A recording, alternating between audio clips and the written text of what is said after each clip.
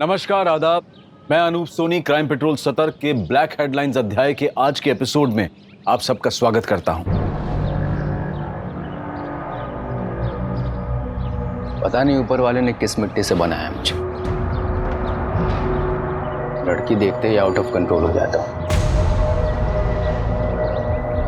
अजीब सा फितूर चढ़ने लगता है तन बदन में।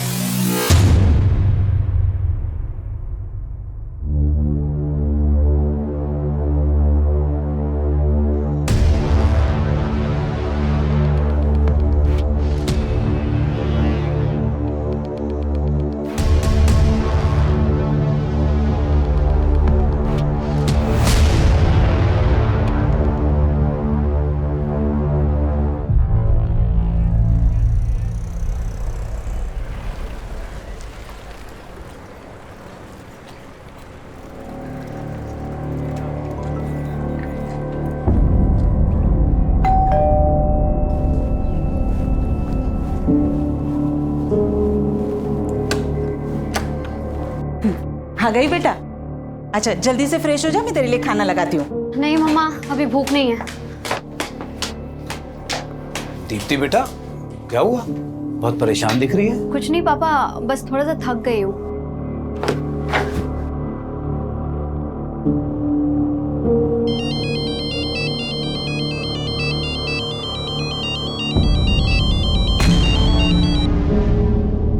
हेलो हेलो, अरे तुम कुछ बोल क्यों नहीं रहे हो? देखो, तुम जो कोई भी हो ना, ये हरकतें करना बंद कर दो, वरना बिल्कुल अच्छा नहीं होगा।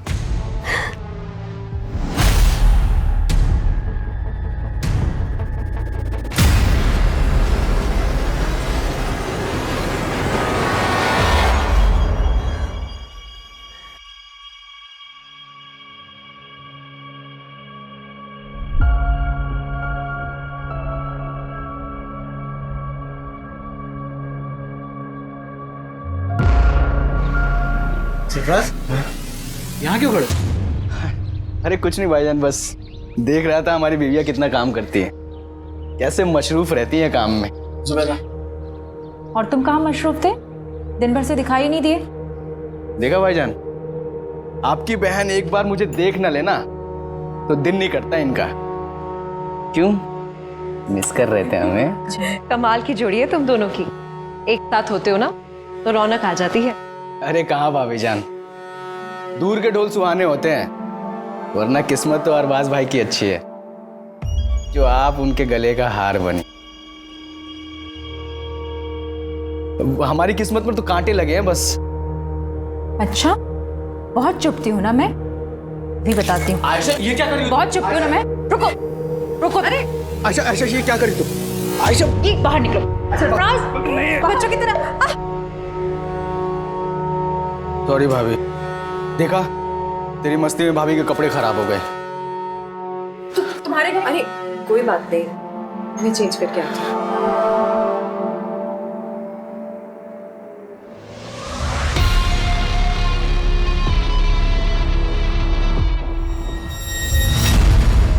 हाँ मम्मी, हाँ बस ऑफिस से निकल गई हूँ।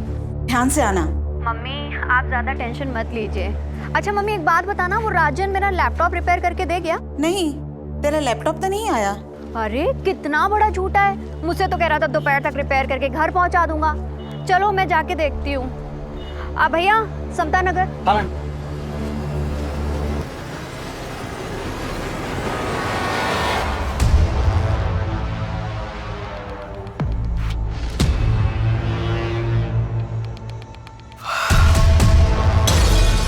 सरफराज, हाँ? इतनी रात में क्या कर रहा है? कुछ भी नहीं, नींद नहीं आ रही थी तो पुरानी यादें ताज़ा कर रहा था। पुरानी यादें लैपटॉप में? आयशा ये क्या कर रही हो तुम? मैं शादी की वीडियो देख रहा था यार अपनी। आज तो हमारी शादी की वीडियो देख रहे थे ना, मैं भी देखती हूँ। तुम बिल्कुल ही पीछे पड़ जाती हो। शादी का वीडियो देख रहे थे या किसी की सुहागरात? कुछ भी। हाँ, अच्छा, ये सब बोल के मूड बनाया जा रहा है ना, फैमिली प्लानिंग है ना। छोड़ो सरफराज, जब भी तुम्हारे पास आने की कोशिश करता हूँ तुम दूर कर देती हो मुझे। क्यों? माँ नहीं बनना है या फिर बोर हो गई हो तुम मुझसे। तुम ना एकदम टू मच हो। चलो जल्दी से स्माइल दो। चलिए फिर।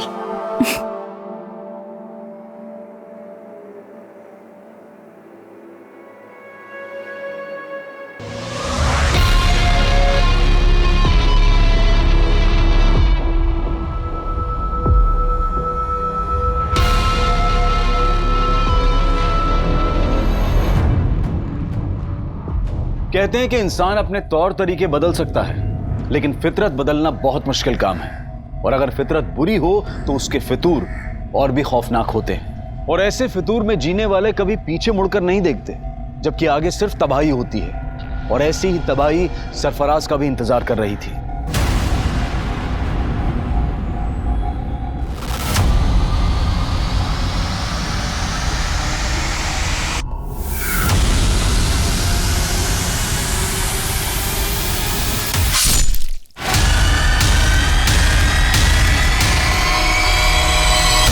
हत्या भले ही सरफराज की हुई थी, लेकिन वो फितूर नहीं मरा था जो इंसानी दिमाग से सोचने समझने की ताकत छीन लेता है। मरने वाला सरफराज भले ही बदनाम था, लेकिन मारने वाला एक अरसे तक गुमनाम था। ये एक ऐसा मर्डर केस था जिसको हेडलाइन तब मिली जब एक और इंसानी फितूर गुनाह के पांव पसार रहा था।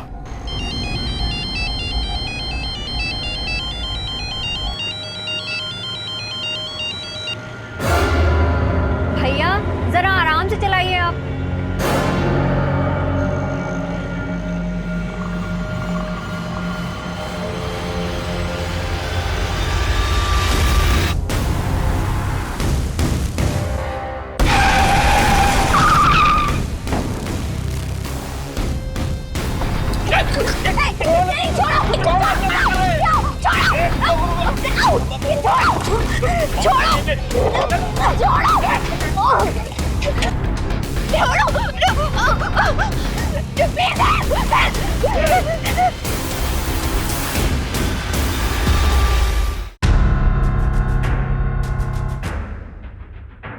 कुछ पता चला दीप्ति का? नहीं, वो राजन की दुकान पर अपना लैपटॉप लेने नहीं पहुंची और उसके ऑफिस वालों से भी कुछ पता नहीं चल रहा।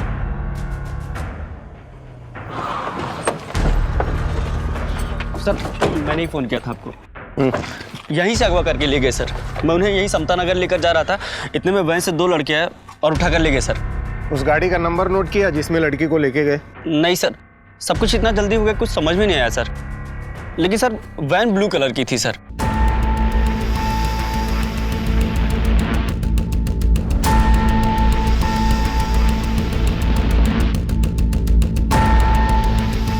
दीप्ति किडनैपिंग केस देखते ही देखते इतना बड़ा बन गया था कि केस तुरंत क्राइम ब्रांच को सौंप दिया गया।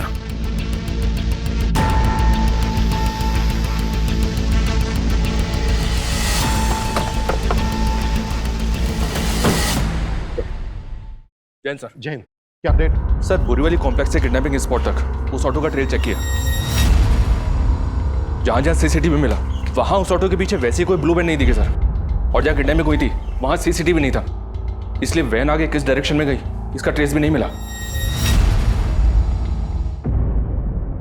किडनैपिंग हुए 16 घंटे हो गए, पता नहीं इस वक्त लड़की किस हाल में होगी।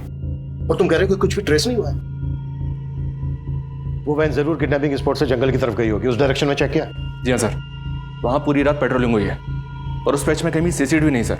और ज्यादातर स्ट्रीट लाइट्स खराब पड़े। मैं मानता हूँ क्रिमिनल्स इन बातों का फायदा उठाते हैं, लेकिन हम ये एक्सक्यूज नहीं दे सकते। पता है ना मीडिया में कितना बवाल हो रहा है। सर जिस लड़की की किडनैपिंग हुई थी उसकी पहचान पता चल गई है। कल देर रात एक दीप्ति नाम की लड़की की मिसिंग कंप्लेंट फाइल हुई थी और ये दीप्ति उसी एरिया में रहती है जहां से किडनैपिंग हुई थी। सर मैंने ऑटो वाले को इस लड़की की फोटो दिखाई तो उसने कहा कि वही लड़की है जो उसके ऑटो से किडनैप हुई थी।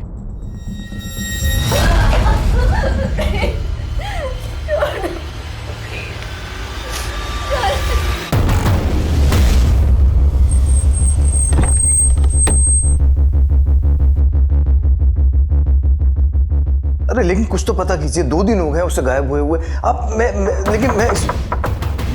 आपको कॉल करता हूँ थोड़ी देर में। क्या दीप्ति किडनैप हुई है? आपको किसी तरह की कोई फरौती का कॉल आया? नहीं सर, किसी पर शक है आपको? सर, एक लड़का दीप्ति को काफी दिनों से परेशान कर रहा था। कौन लड़का? पता नहीं सर, लेकिन काफी टाइम से दीप्ति परेशान लग रही थी। कुछ दिन पहले वो फोन पे किसी के साथ झगड़ा कर रही थी, तभी इस बात का पता चला। देखो, तुम जो कोई भी हो ना, ये हरकतें करना बंद कर दो, वरना बिल्कुल अच्छा नहीं होगा।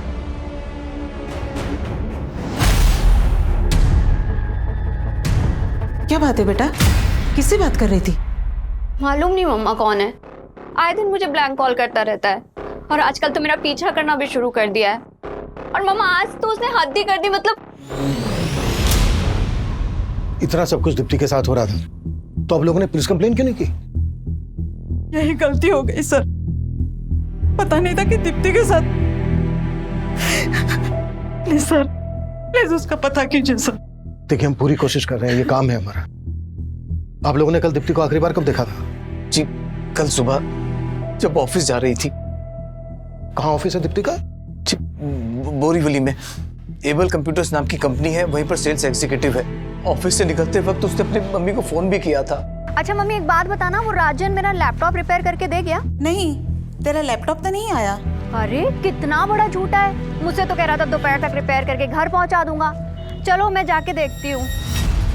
दीप्ति रात को 9 बजे तक घर ही नहीं पहुंची, फिर उसका फोन भी बंद आने लगा। मैं राजन की दुकान पर गया पूछने के लिए, तो वो कहने लगा कि दीप्ति वहां भी नहीं पहुंची। ये राजन की शॉप कहाँ है? हाँ सर, दीप्ति मैडम मेरी पुरानी कस्टमर है, उन्होंने अपना लैपटॉप ठीक करने के लिए मुझे दिया था। राजन भाई, अरे ये लैपटॉप चेक कर लेना, आजकल बहुत हैंग कर रहा है और इसमें वाईफाई का सिग्नल भी नहीं शो करता है। अरे मैडम 2 मिनट में चेक करके बताता हूँ प्रॉब्लम क्या है। आप बैठो बैठो ओए, इधर मैडम के लिए कोल्ड ड्रिंक लेके आ जल्दी। नहीं राजन भाई, मुझे ना बहुत लेट हो रहा है, आप इसको सही करा के ना घर पहुंचा देना बस। आप इसे भी रखो और पहुंचा देना आप, ठीक है? अरे मैडम 2 मिनट में देख। कल शाम 7 साढ़े 7 बजे उनका फोन भी आया था मुझे।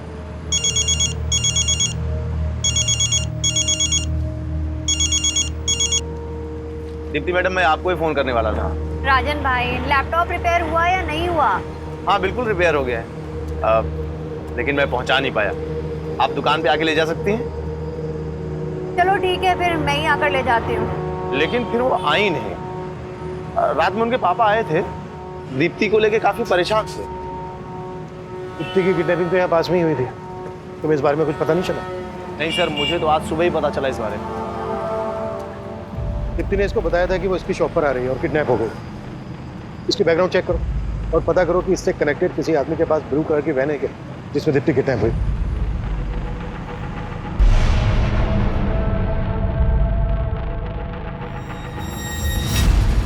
दीप्ति के पेरेंट्स ने बताया था कि कोई लड़का दीप्ति को ब्लैंक कॉल करता, स्टॉक करता। दीप्ति के कॉल रिकॉर्ड से स्टडी करो और जहां जहां दीप्ति का आना जाना था वहां सीसीटीवी फुटेज चेक करो। ये लड़का दीप्ति के ऑफिस, गली, मोहल्ले कहीं से भी कनेक्टेड हो सकता है।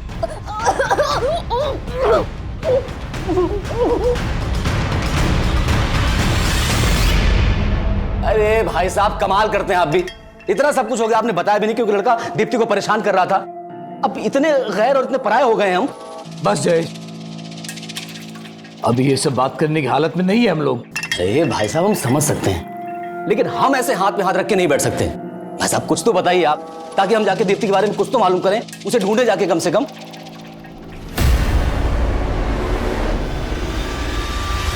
दीप्ति के किडनैपर्स तक पहुंचने के लिए दीप्ति के ऑफिस, घर, मोहल्ले हर जगह पूछताछ की जा रही थी, लेकिन दीप्ति को सही सलामत ढूंढने की पुलिस की कोशिश अब नाकाम हो गई थी।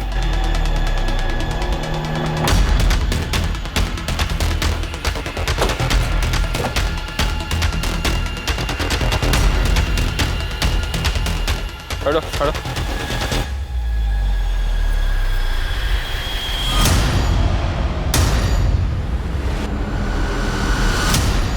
हालत देखकर तो लग रहा है सर इसके साथ रेप भी हुआ है।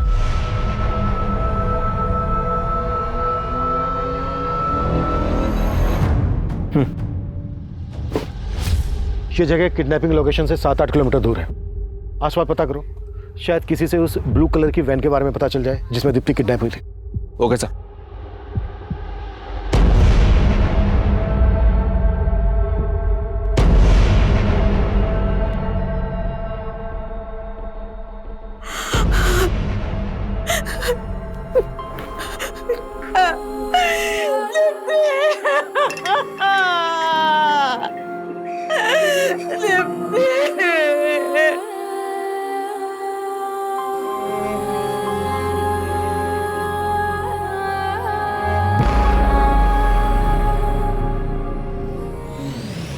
इस लड़के को जानते हैं आप लोग? नहीं सर, क्या इसी लड़के ने? संकेत नाम है इसका नंबर हमें दीप्ति के कॉल रिकॉर्ड्स में मिला। इनफैक्ट ये अपने 2 अलग-अलग नंबर से दीप्ति को कॉल करता था। सर एक मिनट, मैंने इस लड़के को ही देखा है।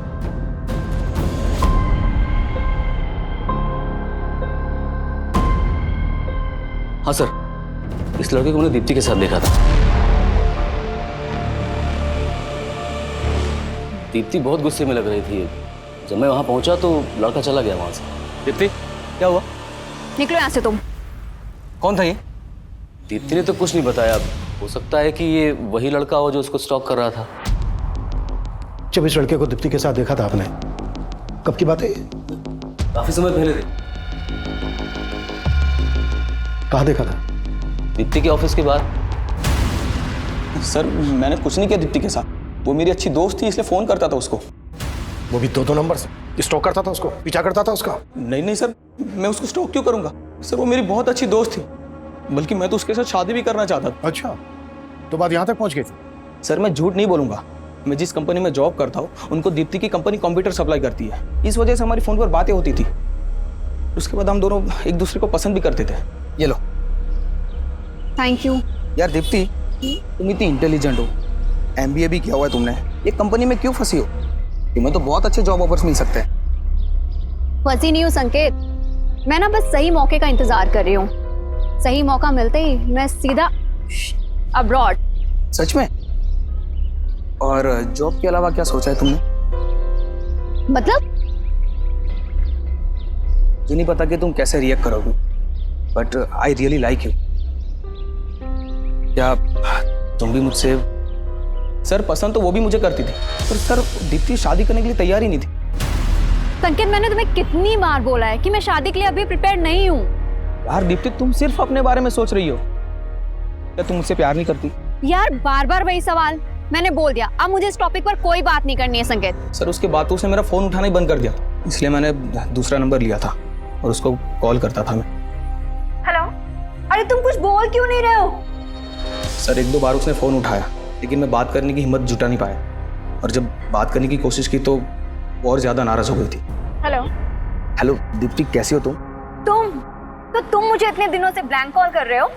नहीं दीप्ति, मैं तो बस तुम्हें। बस करो, तुम्हारी फितरत ना मैं बहुत अच्छी तरीके से जानती हूँ, और अब मुझे दोबारा फोन मत करना। सर मैं तो बस उसको एक बार मिलना चाहता था, लेकिन उसका कोई जवाब ही नहीं आया। और जब तेरी ये समझ में आया कि वो तुझे अवॉइड कर रही है तो ये बात तेरे से बर्दाश्त नहीं हुई, इसलिए तूने दीप्ति को किडनैप किया और उसके बाद उसका रेप किया और मर्डर कर दी। सर क्या बात कर रहे हैं आप? मैं सच बोल रहा हूँ, मैंने उसके साथ कुछ भी नहीं किया, मैं कसम खाता हूँ। जब तुमने उस लड़के को दीप्ति से झगड़ते हुए देखा तब मुझे क्यों नहीं बताया? उस दिन तो बड़ी बड़ी बातें कर रहे थे, अब मुझसे ही पूछ रहे हो कि लड़का कौन है? अरे भाई साहब, अगर तब बता देते ना तो बड़ी मुसीबत हो जाती। अच्छा ठीक है, आज बता रहे हैं तो क्या आप सुन रहे हैं? क्या कहना क्या चाहते हो तुम? भाई साहब कहना ये चाह रहे हैं कि आप दीप्ति को अच्छी तरह से जानते थे, वो कैसी थी। अगर तब बोलते ना तो कहते कि मेरी लाइफ में ताक झांक कर रहे हो। देख लिया ना आपने, आप लोगों से कितना छुपाती थी वो। खबरदार जो मेरी बेटी के बारे में कुछ बोला तो वो अब नहीं रही है। और नहीं भाभी जी, मेरे कहने का मतलब ऐसा नहीं था। तुम्हारा सब मतलब समझती हूँ मैं। मुझे ये बताओ कि तुम दीप्ति के ऑफिस के पास क्या करने गए थे? सर दीप्ति की पोस्टमार्टम रिपोर्ट के मुताबिक पहले दीप्ति को ड्रग्स देकर बेहोश किया गया, फिर उसका रेप किया गया। ये तो दीप्ति की लाश देखकर लग ही रहा था। Cause of death suffocation.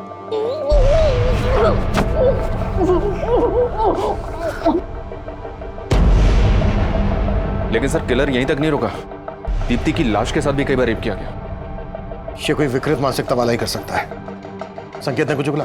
नहीं सर, लेकिन हाँ सर, किलर ने दीप्ति की बॉडी से अपना DNA भी वाइप आउट कर दिया। दीप्ति को 2 लोगों ने किडनैप किया था। अगर संकेत दीप्ति की किडनैपिंग में शामिल है तो उसका कोई दूसरा साथी भी होगा। एक काम करो, संकेत को जाने दो और नजर रखो इस पर, और पता करो कि संकेत से कनेक्टेड किसी भी आदमी के पास ब्लू कलर की वैन है क्या। और सर इसके अलावा राजन के बारे में एक बात पता चली है। राजन पे तकरीबन 1 साल पहले एक लड़की ने मोलेस्टेशन का चार्ज लगाया था। केस स्ट्रांग नहीं था इसलिए छूट गया। इसे देखकर ही लग रहा था कि आदमी ठीक नहीं है। लेकिन सर फिलहाल इसके बैकग्राउंड में ऐसा कोई नहीं मिला है जिसके पास कोई ब्लू कलर की वैन हो। 1 मिनट। हाँ अभिषेक बोलो। सर राजन के बारे में पूछताछ की तो राजन का एक हेल्पर गिरीश सामने आया है। सर उसके पास राजन का एक लैपटॉप भी है। सर ये राजन भाई का लैपटॉप है जिसमें राजन भाई ने वो लड़कियों की गंदी गंदी तस्वीर रखी है साहब।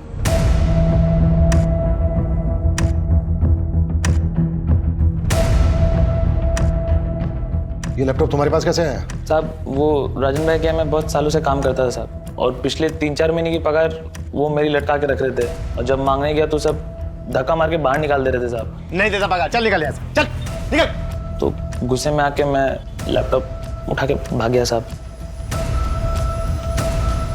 ये लैपटॉप में जो लड़कियां हैं कौन है ये? सर वो मालूम नहीं सर मुझे। राजन का दीप्ति को लेकर कैसा बिहेवियर था? साहब राजन भाई तो थोड़े अयास हैं साहब, मैंने साहब को बताया था साहब, और दीप्ति मैडम को लेके उनकी नज़र कुछ ठीक नहीं थी साहब। ठीक है, जाओ तुम। Thank you sir, thank you. Deepti के साथ जिस तरह से रेप किया गया उससे तो यही लगता है कि ऐसी मानसिकता वाला आदमी ऐसा कर सकता है। चेक करो, हो सकता है इसमें दीप्ति के भी फोटोग्राफ्स हो, और राजन को लेके आओ। सर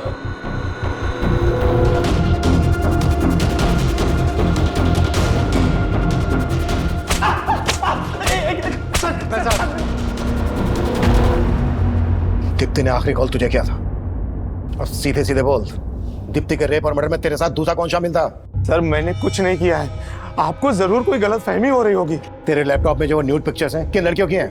मेरे लैपटॉप में? मेरा कौन सा लैपटॉप? अरे वही लैपटॉप जो गिरीश तेरी दुकान से लेके भागा था।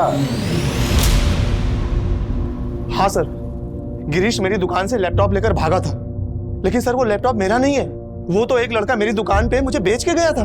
अच्छा, तो कहानी सोच क्या है? सर मैं सच बोल रहा हूँ, एक दिन एक लड़का उस लैपटॉप को लेकर मेरी दुकान पे आया था और मुझे बेच के गया था।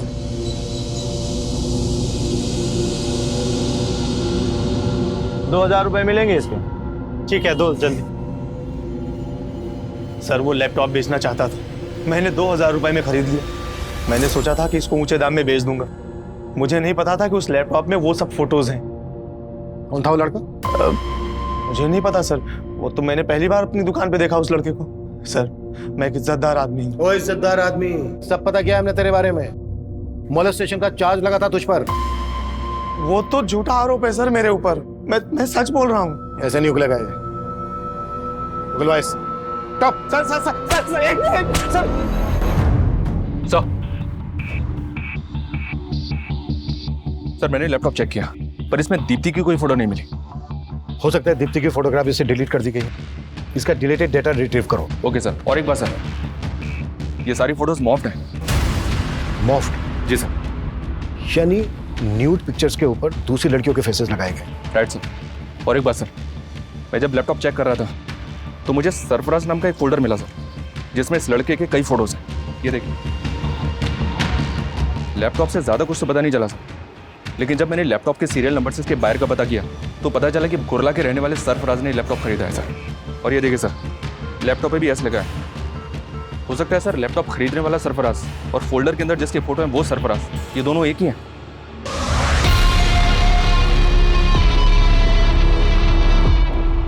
पॉसिबल है। अभिषेक, कुर्ला पुलिस से कांटेक्ट करो और सरफराज को लेकर आओ। सर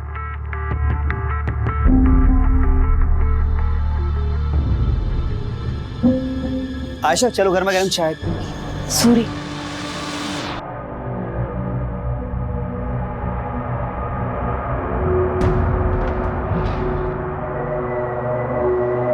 आयशा, मैं बहुत दिनों से तुमसे कुछ बात करना चाह रहा था। किस बारे में? माना कि तुम्हारी डिलीवरी में काफ़ी कॉम्प्लिकेशंस थी, लेकिन अब तुम फिट हो और जूही भी 1 साल की हो गई है। आयशा, तुम वही बिजनेस फिर से शुरू क्यों नहीं कर देती जो तुम जुबैदा भाभी के साथ करती थी?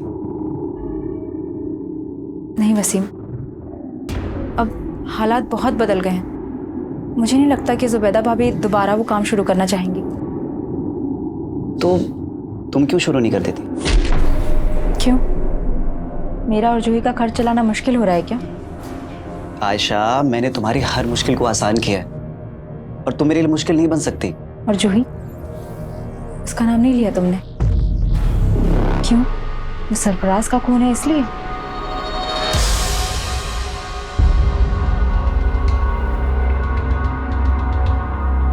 जिस लड़के ने तुझे लैपटॉप भेजा यही है वो? नहीं सर, ये वो नहीं है। स्केच बनवा सकता है उसका?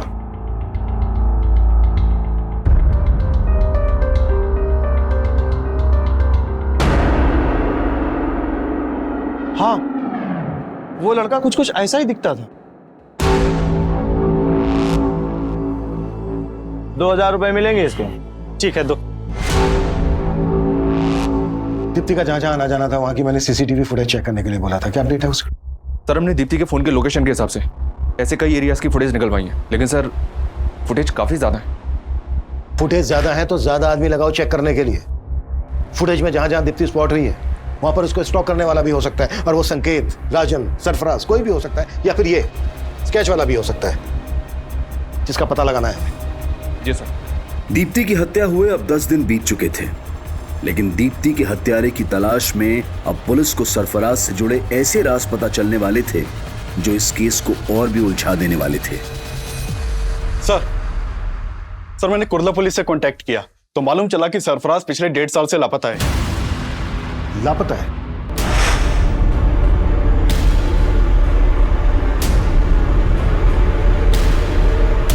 जी सर 1.5 साल पहले सरफराज की मिसिंग कंप्लेंट उसकी बीवी ने दर्ज करवाई थी, लेकिन कुर्ला पुलिस सरफराज के बारे में कुछ पता नहीं लगा पाई और यह केस पिछले 1.5 साल से अनसॉल्व्ड है। 1.5 साल से? ऐसा क्या इस केस में कि पिछले 1.5 साल से सॉल्व नहीं हुआ? सर मैंने ये केस स्टडी किया, इस केस के ऊपर कुछ खास काम नहीं हुआ था, बस इस विलास नाम के आदमी के ऊपर शक जताया गया था क्योंकि इसने सरफराज को आखिरी कॉल किया था, लेकिन सर इसके खिलाफ बाद में कुछ मिला नहीं तो इसे छोड़ना पड़ा। 1.5 साल पहले सरफराज गायब होता है और 1.5 साल के बाद ये लड़का सरफराज का लैपटॉप राजन की दुकान पर बेचता है। दीप्ति राजन को लास्ट कॉल करती है और राजन की दुकान पर जा रही होती है। बीच रास्ते में ही दीप्ति का किडनैप हो जाता है, उसका रेप और मर्डर कर दिया जाता है। दीप्ति का रेप और मर्डर केस सरफराज के केस से जरूर ताल्लुक रखता है। सरफराज और इस स्केच वाले लड़के के बारे में पता लगाने के लिए हमें विलास और सरफराज से ताल्लुक रखने वाले सभी लोगों से मिलना पड़ेगा।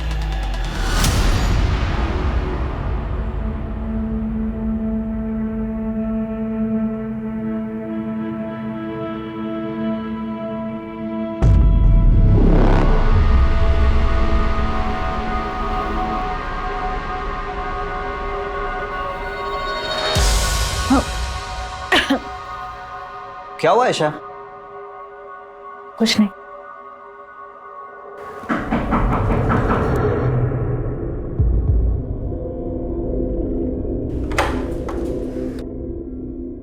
जी आयशा।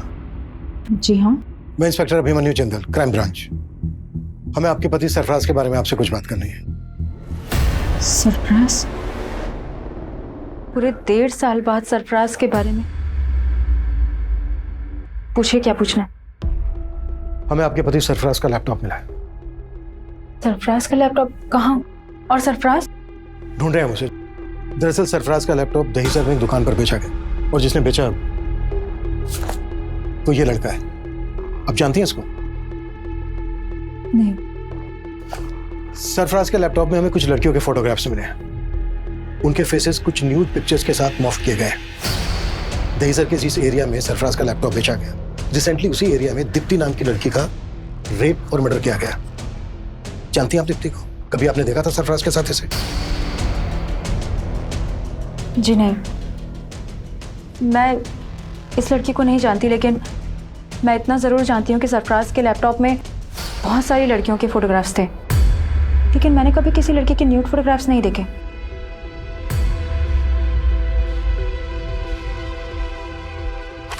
वो यही थी लड़कियां?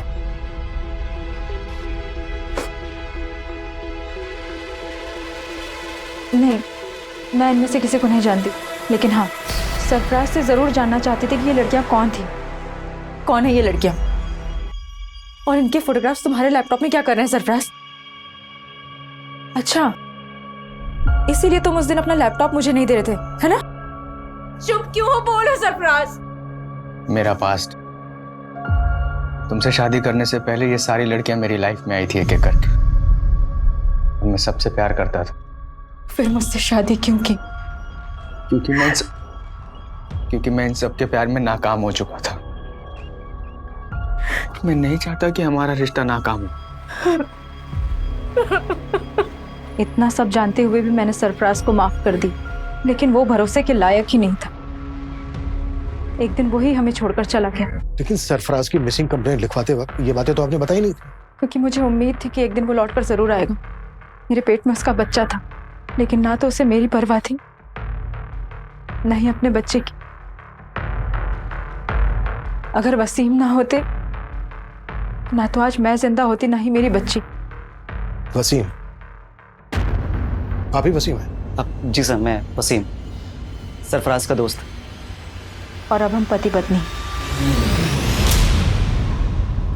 हाँ सर, आज से 1.5 साल पहले से मैं सरफराज के कांटेक्ट में था सर। वो एक ब्रोकर था और मुझे एक प्लॉट की तलाश थी सर, और इसलिए मैं उससे मिला था। और ये बात सर मैंने कुर्ला पुलिस को भी बताई थी। लेकिन 1.5 साल बाद अब हमें पता चला है कि इस आदमी ने सरफराज का लैपटॉप दहीसर में बेचा था। क्या उस दौरान कभी इस आदमी को सरफराज के साथ देखा था? नहीं सर, सर मुझे ध्यान में नहीं है। शायद कभी देखा होगा सरफराज के साथ में। इसका नाम सरफराज है। ये 1.5 साल से लापता है। क्या इसको जानते हैं आप लोग? कभी दीप्ति के साथ देखा हो इसको?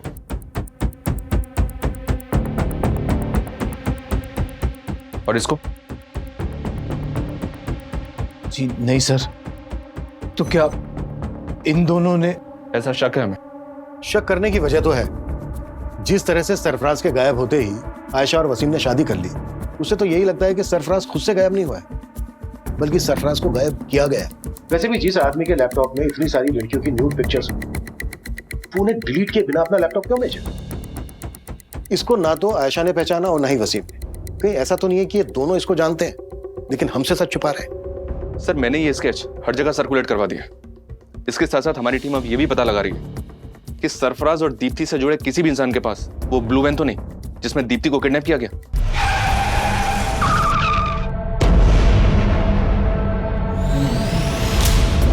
सरफराज के लैपटॉप में जितनी भी लड़कियों के फोटोग्राफ्स हैं, हमें उन सबकी पहचान पता करनी होगी। आशा का कहना है कि इन सभी लड़कियों के साथ सरफराज का अफेयर था। अगर ये सच है तो पॉसिबल है दीप्ति भी सरफराज का पास्ट हो। लैपटॉप का डिलीटेड डेटा रिट्रीव हुआ? फिलहाल तो नहीं सर, जल्दी हो जाएगा।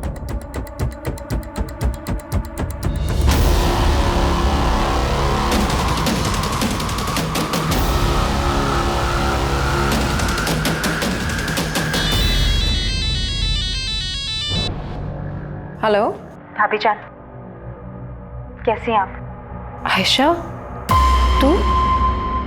लगता है अब तो आपने मेरा नंबर भी डिलीट कर दिया अपने मोबाइल से। अरे नहीं, वो फोन बदल दिया है। बदल तो बहुत कुछ गया है भाभी। जिंदगी हर कदम पे नया मोड़ ले लेती है। आयशा, तू ये क्या कह रही है? मैं कुछ समझी नहीं। मुझे तो लगा था आप खुद ही फोन करके बता देंगे, लेकिन कोई बात नहीं, मैं ही पूछ लेती। पुलिस को क्या बताया आपने मेरे बारे में? पुलिस? आयशा, आयशा ये क्या कह रही है तू? क्यों? पुलिस सरफराज के बारे में पूछताछ करने के लिए आपके पास नहीं आई?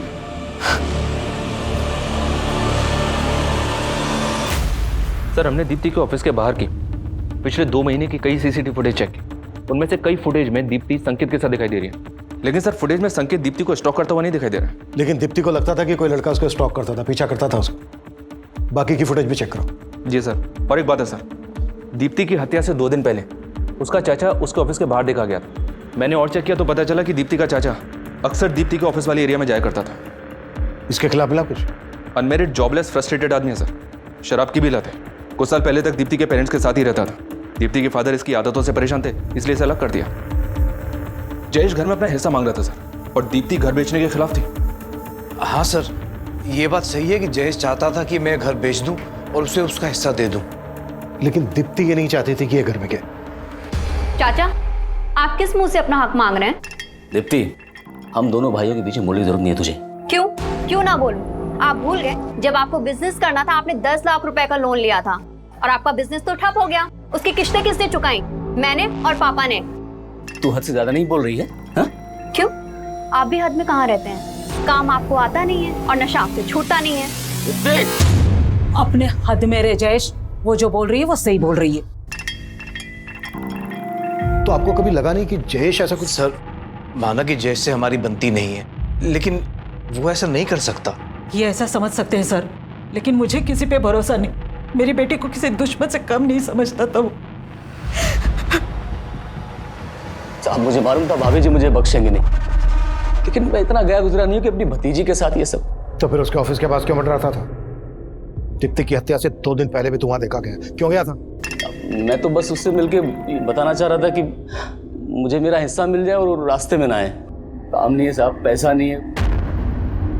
काम नहीं है, पैसा नहीं है, लेकिन तेरा दोस्त उमेश तो तुझे पैसे दे रहा था ना, कर्जा दे रहा था ना तुझे, और रोज पे रोज तुझे दारू भी पिला रहा था। कहीं ऐसा तो नहीं है कि उसको खुश करने के लिए तूने दीप्ति को? पैसा कुछ नहीं है साहब, मैं सच कह रहा हूँ। जो भी है वो तो तेरा दोस्त गल देगा, और तू भी।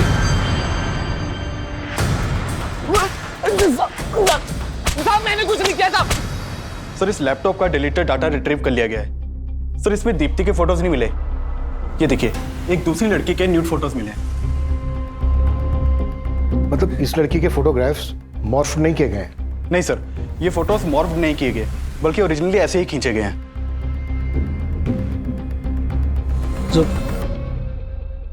जुबैदा क्या सोच रही? आपने हमेशा अपनी बहन के बारे में सोचा, कभी उसकी जिंदगी दागदार नहीं होने दी, लेकिन मुझ पर लगा ये दाग मुझे हमेशा परेशान करता रहेगा।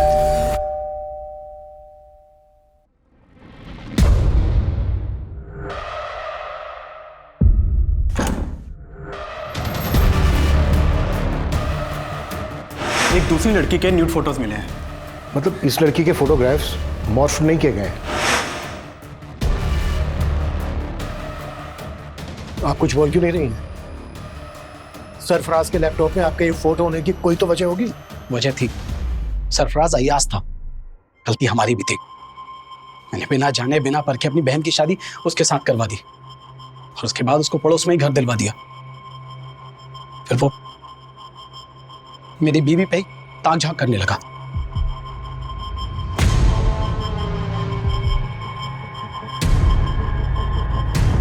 मुझे कभी भी उसकी नीयत पर शक नहीं हुआ। मैं और आयशा तो मिलकर एक साथ अच्छे से काम कर रहे थे, काम बढ़ भी रहा था, लेकिन फिर अचानक मुझे माइग्रेन का प्रॉब्लम हो गया। आयशा, मैं नहीं चाहता कि इस काम से जुबैदा को और ज्यादा तकलीफ हो। डॉक्टर ने 2 महीने का हैवी कोर्स दिया है। देखो, इस दवा को खाने से इसको ज्यादा नींद आएगी। तुम बात को समझो। ऐसा करो कि कुछ दिन के लिए काम बंद कर दो। मेरी तबीयत की वजह से हमें कुछ टाइम के लिए हमारा काम बंद करना पड़ा, और एक दिन मैं दवा लेके बस आराम कर रही थी तो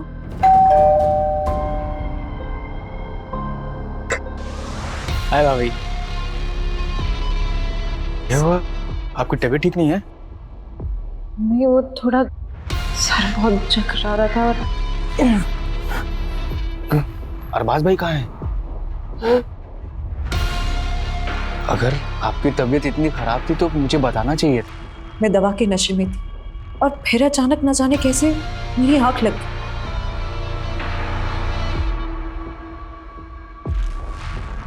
और फिर उसने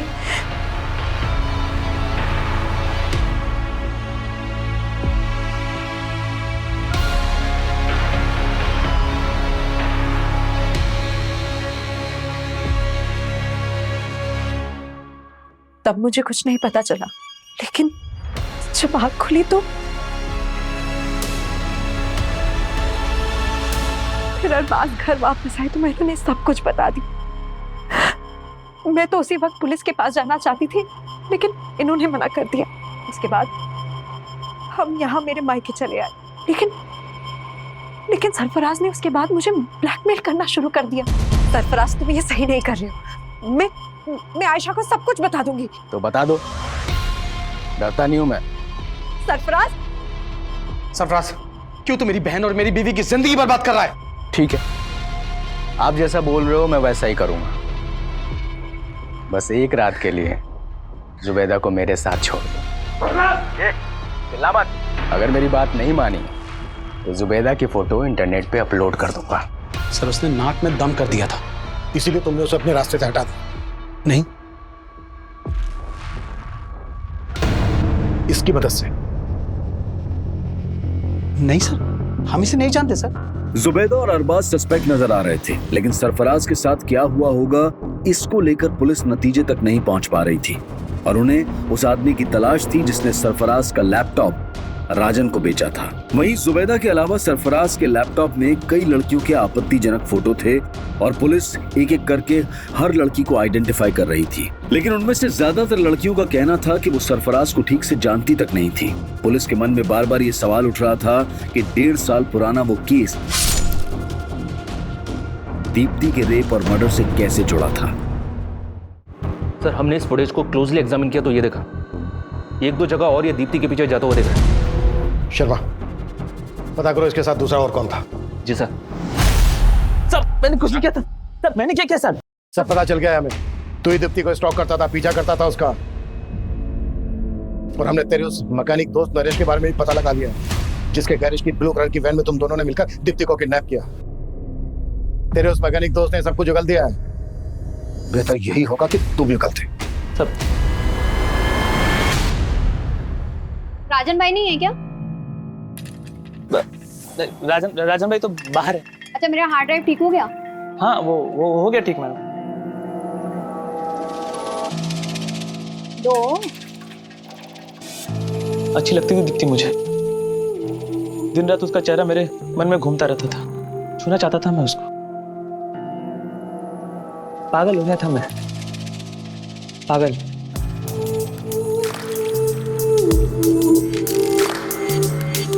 प्यार करता था मैं उससे। अगर मैं उसको ये बात बोलता तो कभी नहीं मानती। मेरे को मालूम था उस दिन वो राजन भाई की दुकान पे आने वाली। आप दुकान पे आके ले जा सकती हैं? अपने दोस्त का प्लान बना के उठा लिया उसको।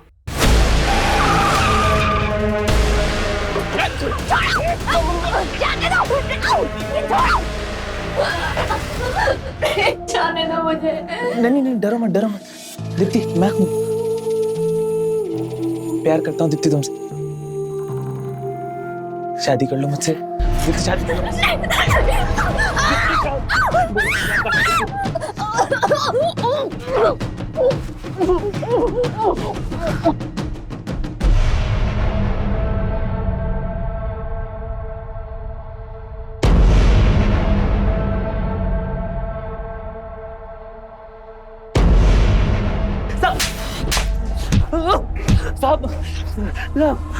मरते तब तक तू उसका रेप करता रहा और मरने के बाद भी बोलता है प्यार करता था। कुत्ता साले, और इतना कुत्तों की इसकी चीखें पुलिस स्टेशन के 1 किलोमीटर दूर तक सुनाई देनी चाहिए।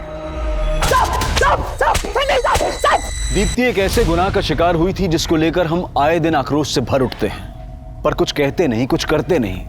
और आज ये बेबसी हम सब महसूस कर रहे हैं, लेकिन इसकी कोई रोकथाम नजर नहीं आ रही। दीप्ति रेप और मर्डर केस पुलिस सॉल्व कर चुकी थी, लेकिन सरफराज मर्डर केस अब भी बिना नतीजे के था। पुलिस अब भी सरफराज को मिसिंग मानकर ढूंढ रही थी, जो कि जुबैदा और कई और लड़कियों का गुनहगार नजर आ रहा था। सर, ये स्केच इस शाद नाम के लड़के का है। ये साइन में एक फैक्ट्री में काम करता है और सर 1 महीने से गायब। और सर ये भी पता चला है कि ये शाद इस विलास के टच में भी था। जब 1.5 साल पहले सरफराज गायब हुआ था तो उसे आखिरी कॉल इसी ने किया था।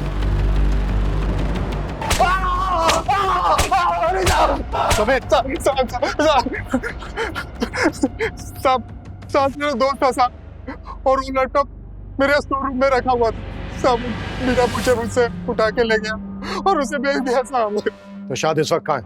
आपने उसका स्केच दिखाया था ना, मैं डर गया था साहब, मैंने उसे गांव भेज दिया। तो तूने और शाद ने मिलकर सरफराज को गायब किया था? नहीं साहब, शाद ने कुछ नहीं किया है साहब। तो फिर कौन मिला हुआ था तेरे साथ? कहाँ है सरफराज? क्या किया उसके साथ?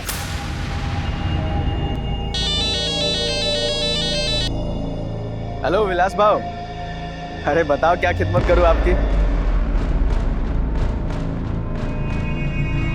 अरे बहुत इंतजार कराया आपने।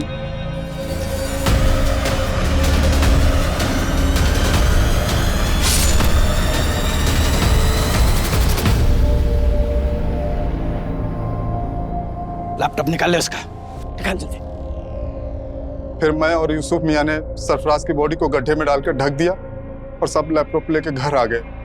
सरफराज ने जब मेरी बेटी जुबैदा के वो गंदी फोटो खींचे तब वो मेरे दामाद के साथ मेरे घर सूरत आ गए। मेरी बेटी की तरह मैं भी चाहता था कि हम पुलिस के पास जाए, मगर मेरा दामाद नहीं माना। अगर हम पुलिस के पास गए तो हमारी बहन की जिंदगी बर्बाद हो जाए। अरे कैसे बातें कर रहे हैं आप? बात समझिए, अब अगर पुलिस के सामने अगर ये बात आई तो हमारी बड़ी बदनामी होगी। अभी पुलिस नहीं, मैं फिर भी खून के घुट पी के रह गया। लेकिन जब उसने मेरे बेटी के फोटो इंटरनेट पर डालने की धमकी देनी शुरू की, तब मैं खुद गया उसे समझाने, उसकी मिन्नतें करने। खुदा से डर बेटा, वो फोटो डिलीट कर दे। अपनी बेटी दे दे, सिर्फ एक रात के लिए। राज, तू ये सही नहीं कर रहा है, समझा? चले, क्या जो करना कर ले। विलास को तो मैं काफी दिनों से जानता था। बहुत सारा कर्जा लेकर रखा था उसने मुझसे। और तुमने उसको बोला कि अगर वो तुम्हारा साथ देगा तो तुम उसका सारा कर्जा माफ कर दोगे। मैंने जो भी किया अपनी बेटी के आबरू बचाने के लिए किया, और मुझे उसका जरा भी अफसोस नहीं है। जुबैदा के पिता यूसुफ ने कहा कि उसे अपने किए का कोई पछतावा नहीं है। और हमारे समाज और हमारे आसपास शायद ऐसे कई लोग होंगे जो शायद ये सोचते होंगे कि सिर्फ सरफराज ही क्यों, अगर दीप्ति के गुनहगार गिरीश का भी सरफराज जैसा ही अंजाम होता तो शायद गलत नहीं होता। हाल ही में हमारे देश में ऐसा बहुत कुछ हुआ जहां महिलाओं के साथ गलत करने वालों को सूली या गोली, किसी भी तरह से इंसाफ दिलाने की मांग उठ रही थी। लेकिन इंसाफ के मामलों में जज्बात और फितूर से नहीं, बल्कि कानूनी प्रक्रिया से ही फैसलों तक पहुंचना चाहिए। अगर जुबैदा का पति अरबाज पहले से ही पुलिस की मदद लेने का फैसला कर लेता तो जुबैदा के पिता की बेबसी का फितूर उन्हें आज कटघरे में लाकर खड़ा नहीं करता। अब मैं अनूप सोनी आपसे विदा लेता हूं। फिर मुलाकात होगी क्राइम पेट्रोल सतर्क के ब्लैक हेडलाइंस अध्याय में एक और नए केस के साथ। और याद रखें, क्राइम और आपके बीच में सिर्फ इतना फर्क है कि आप कितने सतर्क हैं। सतर्क रहें, सुरक्षित रहें। जय हिंद।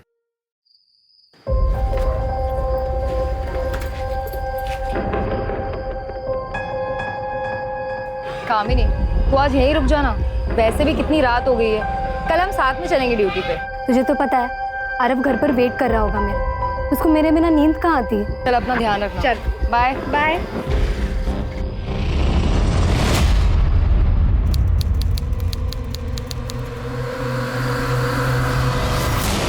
मैं पुलिस वाली हूँ, अगर मेरे साथ कुछ भी गलत करने की कोशिश की ना तो पुलिस तुझे छोड़ेगी नहीं। रुक, अभी दिखाती, रुक। बचाओ कोई, बचाओ, बचाओ, छोड़ दो प्लीज, छोड़ दो।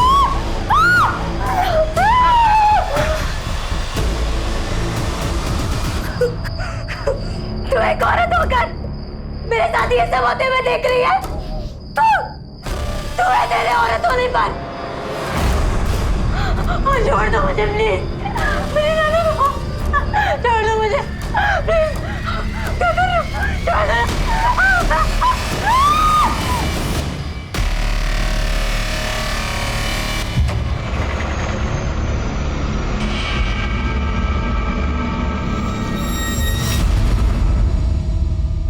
नमस्कार, आदाब। मैं अनूप सोनी क्राइम पेट्रोल सतर्क के ब्लैक हेडलाइंस अध्याय के आज के एपिसोड में आप सबका स्वागत करता हूं। अपराधियों में पुलिस का डर ही अपराध पर नियंत्रण की पहली सीढ़ी है। बड़े से बड़ा अपराधी भी पुलिस से टक्कर लेने से डरता है, लेकिन ये जो हमने अभी देखा, शायद इससे डरावना और कुछ नहीं हो सकता। कौन थे ये लोग जिनमें पुलिस का बिल्कुल भी खौफ नहीं था?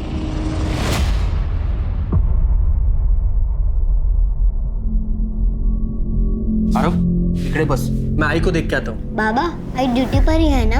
अब पता नहीं बेटा, मैं पूछ के आता हूँ। वो काले जरा भागा मुलगड़े। अरे सर प्रमोद, तेरी तो नाइट ड्यूटी है, सुबह क्यों आ गया? साहब मैं ड्यूटी के लिए नहीं आया, मैं कामिनी को देखने के लिए आया हूँ।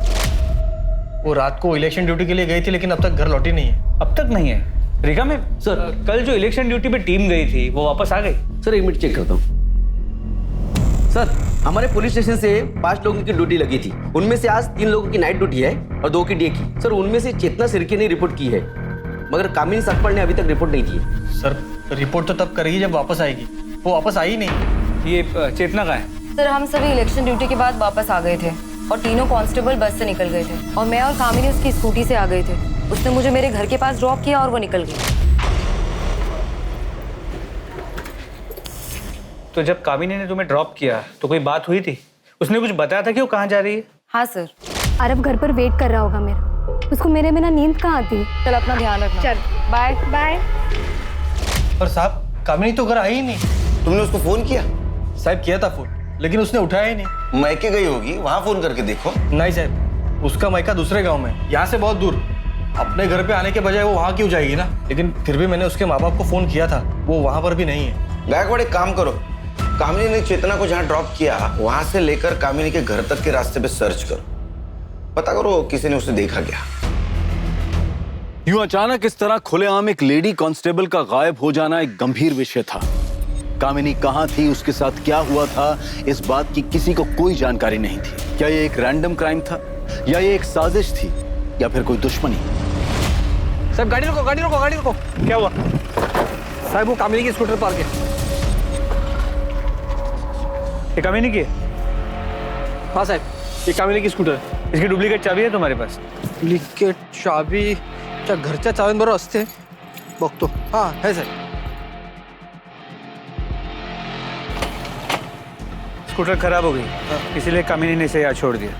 लेकिन फिर वो कहाँ गई? एक काम करो, अंदर पता करो, किसी ने कुछ देखा है क्या? हाँ सर।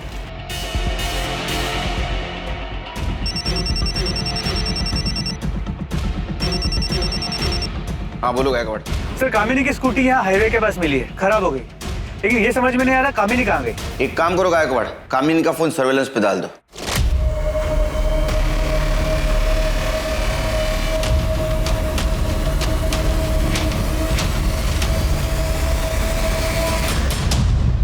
इस तरह से मारता है क्या?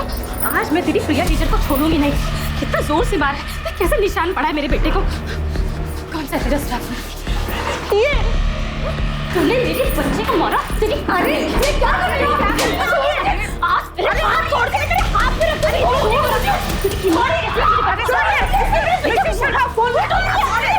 अरे सुनो, बच्चों को मारेगी, बच्चों को मारेगी, बच्चों को मारेगी, मेरे बच्चे को मारेगी, बच्चे को मारेगी। सर इससे कुछ बोला ही नहीं, आके सीधा मारना शुरू कर दिया। सर इतनी बुरी तरीके से बाल खींचकर मारा है इसने। सर ऐसे कोई टीचर को मारता है क्या? ये टीचर नहीं है, जल्लाद है, जल्लाद। इतने छोटे बच्चे को कोई बुरी तरह से मारता है क्या? आपको विश्वास नहीं है ना? ये देखिए, देखिए मेरे बेटे के हाथ पे निशान। ऐसे कोई मारता है क्या? सर मुझे इस औरत के खिलाफ कंप्लेंट लिखवानी है। अरे तू क्या मेरी कंप्लेंट लिखवाएगी? मैं इसकी कंप्लेंट पहले लिखवाऊंगी सर, क्योंकि इसने मेरे बच्चे को पहले मारा है, फिर मैंने इसे मारा है।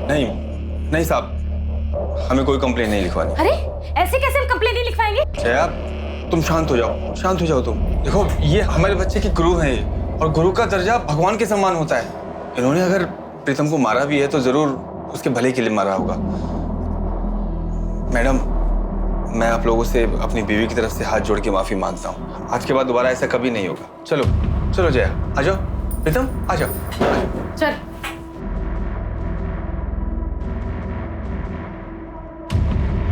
सर मुझे इस औरत के खिलाफ कंप्लेंट लिखवानी है, चाहे कुछ भी हो जाए। सोच लो, बच्चे को मारना ज्यादा बड़ा जुर्म है। ऐसा ना हो कि ये कंप्लेंट तुम पे उल्टे पड़ जाए। दोबारा ऐसे मत करना। अरे ठीक है, बिस्किट खा। बाबा आई कहाँ है? तब तक आई क्यों नहीं? आ जाएगी बेटा, तू बिस्किट तो खा ले। नहीं बाबा, जब तक आई नहीं आएगी तब तक मैं नहीं खाऊंगा, और आई के हाथ से ही खाऊंगा।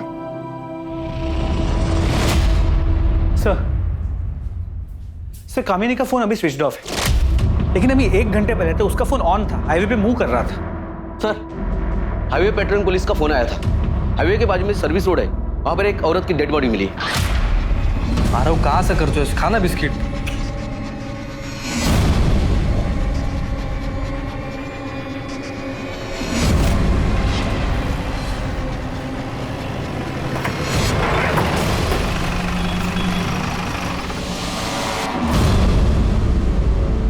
देखो बॉडी किसकी है।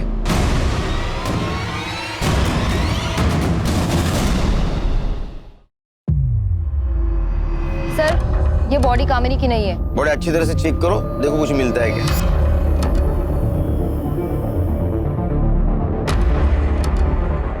देखो गायकवाड़, किसी धारदार चीज से गला काटा गया है। सर बॉडी नेकेड है और बॉडी पे चोट के निशान भी है सर। सर लगता है इसका बलात्कार हुआ है। कुछ आइडेंटिटी प्रूफ मिला? कुछ भी नहीं। बॉडी को कैसे पहचानेंगे? पोस्टमार्टम के लिए भेज दो गाड़ी। Yes sir. ये देखिए, टायर के मार्क्स हैं, किसी बड़ी गाड़ी के। रिका में सर फॉरेंसिक टीम को बोला और ये टायर का इंप्रेशन लेने को बोलो। चेतना। Yes sir. बॉडी का फोटो सर्कुलेट कर दो आसपास के पुलिस स्टेशन में। Yes sir. पता करो इसकी मिसिंग कंप्लेंट, ठीक है? Okay sir. मुझे लगता है ये लड़की हाईवे पे अकेली थी और उसके अकेलेपन का किसी ने फायदा उठाया।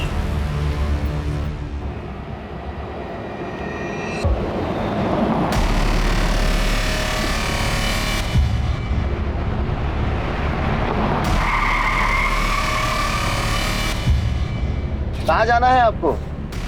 चलो हम छोड़ देते हैं, हम इसी तरफ जा रहे हैं। नहीं, मैं बस से चली जाऊंगी। अरे बस से तो तभी जाओगी जब यहाँ कोई बस रुकेगी। यहाँ कोई बस स्टॉप नहीं है, आ जाओ हम छोड़ देते हैं। अरे डरो मत, हम अकेला नहीं है, हमारे साथ में हमारी भाभी भी है।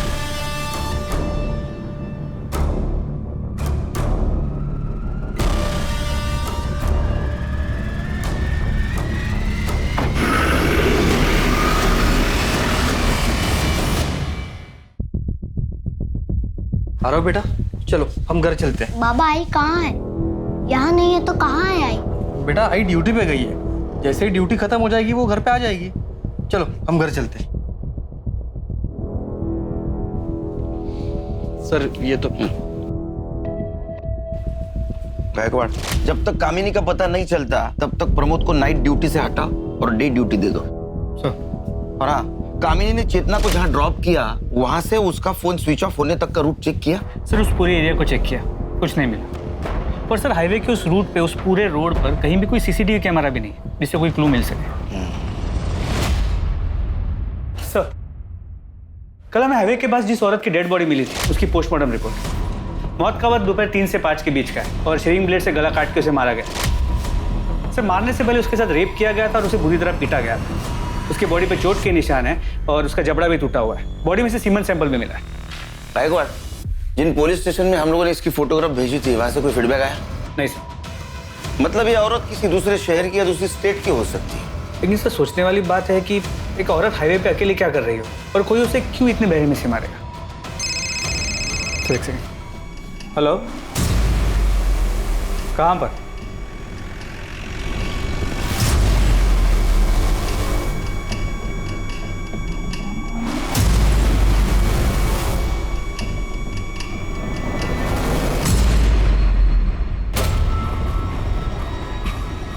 अरे प्रमोद, घबराओ मत, कामिनी नहीं है। सर क्या लगता है? Same type of murder. Body को साड़ी से ढका गया है, बॉडी नेकेड है, बदन पे चोट के निशान है। मर्डर और बलात्कार का मामला है। जरा उठो। धारदार रेजर ब्लेड से गला काटा गया है और आइडेंटिटी प्रूफ कुछ भी नहीं, ना पर्स ना मोबाइल, कुछ भी नहीं। तो इधर ये देखो, डबल टायर के निशान। हाँ सर, टायर के निशान तो वैसे ही। मतलब ये दोनों मर्डर किसी ट्रक या टेम्पो ड्राइवर ने किए। 2 अनजान औरतों की लाश पुलिस को मिल चुकी थी। शरीर पर कोई कपड़ा नहीं, दोनों के साथ बलात्कार फिर मर्डर, और वो भी एक ही तरीके से। दोनों क्राइम सीन्स पर अगर कातिल का कोई सुराग था तो वो था टायर का वो निशान जिसे पुलिस ने अपनी इन्वेस्टिगेशन का पहला सिरा बनाया। लेकिन कामिनी का अब तक कुछ पता नहीं चला था। मीडिया को भी इन केसेस की जानकारी लग चुकी थी और ये खबर टीवी चैनल्स पर दिन रात चल रही थी। मीडिया पुलिस से जवाब मांग रही थी और पुलिस के पास सिर्फ एक प्राइम सस्पेक्ट था, वो अनजान ट्रक ड्राइवर।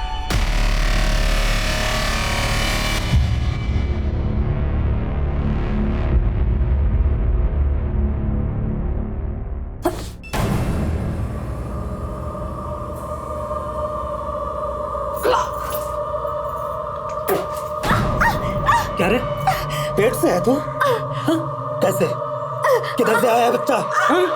गंदा करने लगी। तेरे सेठ ने पैसों के बदले तेरे पेट में यह पाप दिया है? कहाँ मुंह काला करा है? नहीं, आप गलत समझ रहे हैं। नहीं, ऐसा नहीं है। ऐसे नहीं है तो फिर कैसा है? कहाँ मुंह काला करा के ये बोल। वो truck driver. Truck driver? Truck driver ने जबरदस्ती की थी मेरे साथ। झूठ बोल रही है? बोल, कहाँ मुंह काला करा के आए? रोक, आज मैं तुझे छोड़ूंगा नहीं। भाग किधर है? रोक रोक, भाग किधर है? अरे किसन क्या कर रहा है? अरे छोड़ो मुझे, इज्जत मिट्टी में मिला के रख दी। तो जिन 2 औरतों की बॉडी हमें मिली थी उनकी डिटेल्स आसपास के सभी पुलिस स्टेशन में भेजी थी, लेकिन कहीं से भी कोई इन्फॉर्मेशन नहीं मिली जिससे उनकी पहचान हो सके। कमाल लगा एक बार, 2 औरतों के साथ रेप होता है, उनका मर्डर होता है और उनको पहचानने वाला कोई नहीं। अरे कोई तो होगा उनको पहचानने वाला। पर हाँ सर, जिन मेन पॉइंट्स पे हमने नाकाबंदी की थी वहां पर भी कोई सस्पिशियस ट्रक या टेम्पो नहीं मिला है। कांस्टेबल कामिनी का क्या हुआ? तो तलाश जारी है, लेकिन अब तक उसका कुछ पता नहीं चल पाया। ये प्रमोद और कामिनी का घरेलू मामला रहेगा। झगड़ा अनबन ऐसा कुछ हुआ होगा उनमें। उनकी शादीशुदा जिंदगी के बारे में कुछ जानते हो? नहीं सर, इस बारे में मुझे कुछ नहीं पता। तो पता करो अपने स्टाफ से, इन दोनों में से किसी का अफेयर चल रहा था क्या? और इस बात की भनक प्रमोद को नहीं लगनी चाहिए। सर, पैसों के लिए पता नहीं कहाँ कहाँ मुंह मारती फिर रही है पेट से। क्या हो रहा है सब? मैडम, ये मेरी बीवी किसी और का पाप अपने पेट में लेकर घूम रही है, और जब मैंने इसे पकड़ लिया तो कह रही है कि किसी ट्रक वाले ने इसके साथ जबरदस्ती की है। हेड़ा बना रही है मुझे।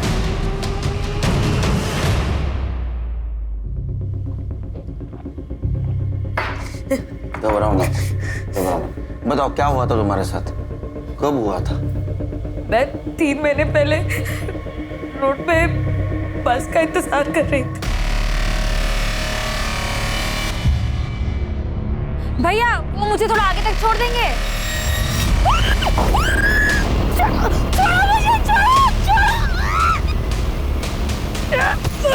उन लोगों ने मेरा बहुत दूर तक पीछा किया, लेकिन मैं कैसे भी करके जान बचा के भाग गई। तुम्हारे पति का कहना है कि तुम उससे झूठ बोलती हो। अक्सर तुम 4-5 दिन घर से गायब रहती हो, ऐसा क्यों? साहब, मैं घर काम करके अपना गुजारा करती। सेठ लोग कभी कभी अपने बच्चे या फिर बूढ़े माँ बाप को छोड़कर बाहर जाते हैं और मुझे देखभाल करने के लिए कहते हैं। उसका अलग से पैसा भी देते हैं मेरे को। मैं अकेले कमाने वाली घर में, तो जहाँ से 2 पैसे मिलते हैं मैं वहाँ पे काम कर लेती हूँ। साहब, वो टेम्पो ट्रक के डिटेल्स बता सकते हो? उसका कलर कैसा था, डिजाइन, उसका नंबर याद है? सब कुछ इतना अचानक हो गया कि मुझे कुछ समझ में नहीं आया, और वो लोग मुझको घसीट कर जंगल में ले गए थे। वहां से ट्रक नहीं दिख रहा था। उन दोनों का हुलिया याद है? हाँ साहब, याद है। स्केच बनवाने में मदद करोगी? हाँ। इसका कहना है कि 3 महीने पहले इसके साथ रेप हुआ था। मतलब 3 महीने से चल रहा है। सर, 3 महीने पहले तक ये लोग औरतों को सिर्फ रेप के लिए टारगेट कर रहे थे, अब मर्डर करने लगे। शायद इन्हें ये गलत फहमी हो गई है कि ये लोग कभी पकड़े नहीं जाएंगे। वो इसलिए कि उनके खिलाफ अभी तक कोई कंप्लेंट लिखवाने नहीं आया। सर, अक्सर बलात्कार की शिकार औरतें घर वालों के प्रेशर और सोसाइटी में बदनामी के डर से चुप रह जाती है, लेकिन अब ये लोग मर्डर्स करने लगे, बॉडीज मिलने लगी, और ये मामला सामने आ गया। बैकवर्ड कोई भी हो, बचना नहीं चाहिए। जैसे केस कंप्लीट हो जाए, सारे पुलिस स्टेशन, आरटीओ ऑफिस और टोलना का भी सर्कुलेट कर दो। सर, अच्छा, ये प्रमोद और कामिनी के मैरिज लाइफ के बारे में कुछ पता चला? सर, अंदर बात करें।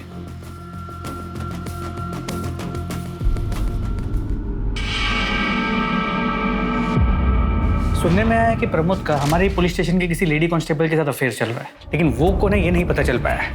नजर रखो इस प्रमोद पे, और जिस दिन कामिनी गायब हो गई उस दिन का इसका मोबाइल लोकेशन चेक करो। साहब, मुझे आधे घंटे की छुट्टी मिलेगी, इसको स्कूल छोड़ के आना है। तुम रुको, गायकवाड़ ब्लेजर कांस्टेबल ला पाठवा और बरोबर। सर, चलो बेटा। सा बड़ा। प्रमोद सर, मैंने सुना है तुम शादीशुदा होने के बावजूद भी किसी लड़की के साथ तुम्हारा अफेयर चल रहा है। नहीं साहब, ऐसा कुछ नहीं है। देखो, झूठ बोलने से कुछ फायदा नहीं, पूरे थाने को पता है। हाँ, अगर तुम चाहते हो कि सबके सामने मैं पूछूं तो पूछता हूँ। नहीं साहब, सच में ऐसा कुछ नहीं है साहब। देखो, ये भी पता है कि वो हमारे थाने की कोई कांस्टेबल है। उसका नाम बताओ, नाम बताओ। चेतना शिर्के। मैं मानता हूँ कि मेरा चेतना के साथ अफेयर है, लेकिन मैं अपनी बीवी से बहुत प्यार करता हूँ साहब, और मैं नहीं चाहता कि मेरी शादी और मेरा घर परिवार टूटे। चेतना को भी इससे कोई प्रॉब्लम नहीं है साहब, वो नहीं चाहती कि मेरी शादी मेरा परिवार टूटे। आप ही बताओ साहब, मैं अपनी बीवी के साथ कुछ गलत क्यों कर सकता हूँ? इसका मतलब ये टाइम पास चल रहा है? जी साहब, वो चेतना का पति शादी के 1 महीने में ही उसकी मौत हो गई थी। तब से वो बहुत अकेला महसूस कर रही थी, इसीलिए ये सब। अच्छा, तो ये फिजिकल नीड का मामला है। जा।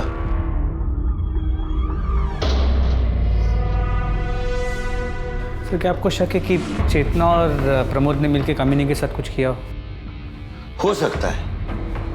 ये भी हो सकता है कि प्रमोद को सबक सिखाने के लिए कामिनी खुद गायब हो गई हो। ये भी हो सकता है कि उस ट्रक ड्राइवर की वो शिकार बनी हो। उसकी स्कूटी हाईवे पे बंद पड़ी, उसका फायदा ट्रक ड्राइवर ने उठाया, उसके साथ रेप किया, उसको मार दिया और उसकी बॉडी ऐसे जगह ठिकाने पहुंचाई जहां हम अभी तक नहीं पहुंच पाए, और उसका मोबाइल स्विच ऑफ करके हाईवे पे फेंक दिया, हमें गुमराह कर दिया। साहब कामिनी का पता चल गया। तो बाजू वाले गांव में एक औरत मिली है पुलिस यूनिफॉर्म में। सर, सरपंच को बोल दिया है कि हमारे पहुंचने तक उस औरत को वहां से जानना। गायकवाड़,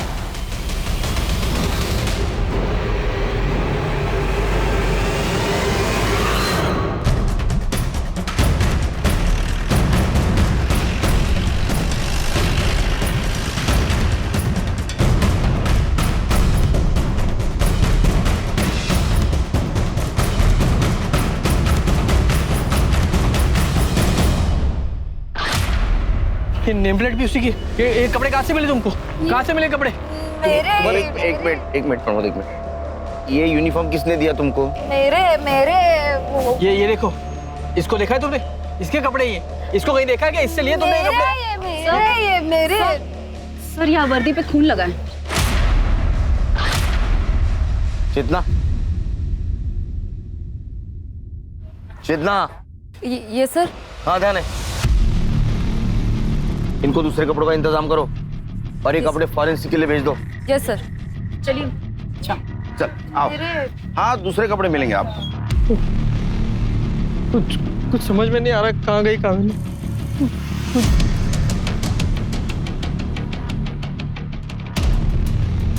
गायकवाड़, इसके यूनिफॉर्म पे कामिनी की नेम प्लेट है और कपड़ों पे खून के दाग। इसका मतलब किडनैपर ने कामिनी के कपड़े उतार के फेंक दिए जो इस औरत को मिले, और उसका मोबाइल हाईवे पे फेंक दिया जो उसका मोबाइल का लास्ट लोकेशन था।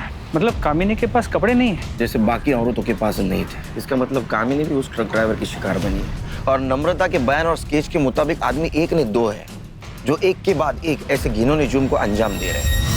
The police is investigating the case.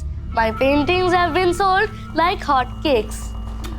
मैं जितना उसके मुंह ही लगना चाहती वो मेरे मुंह नहीं लगती है। मेरे को नहीं बात करने का उससे। क्या काहे जाला? क्यों इतना गुस्से में हो? फिर किससे झगड़ा कर लिया? जिसके पड़ोसी इतने कमीने हैं उसका झगड़ा तो होगा ही ना। जब देखो जब दूसरों के काम में टांग अड़ाने के लिए खड़े हो जाते हैं। अरे अब किसने टांग अड़ा दी तुम्हारे काम में? पर कोशिश तो की ना।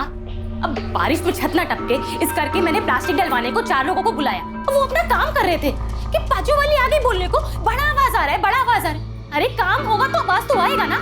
कितनी बार तुम्हें समझाया, ऐसे रोज रोज पड़ोसी से लड़ना अच्छी बात नहीं है। इससे पहले कोई तुमको जूता मारे, खुद उसके मुंह पे जूता मारने का। अरे नहीं, प्रीतम बैठा है, उसके सामने सब बातें करना अच्छी बात नहीं है। राम राम शंभू।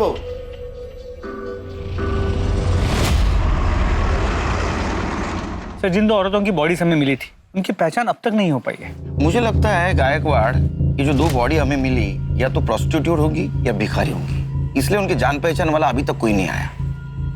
देखो, पहली बॉडी हमें मिली हाईवे के राइट साइड के सर्विस रोड पे और दूसरी बॉडी मिली लेफ्ट साइड। मतलब पहले मर्डर के वक्त ट्रक मुंबई से नासिक जा रहा था थाने होकर, और दूसरे मर्डर के वक्त ट्रक या टेम्पो नासिक से मुंबई जा रहा था थाने होकर। सर, हमने उस रोड के सभी टोल नाके के सीसीटीवी फुटेजेस को भी चेक किया, लेकिन सर उन टोल नाकों से रोज सैकड़ों ट्रक्स और टेम्पोस निकलते।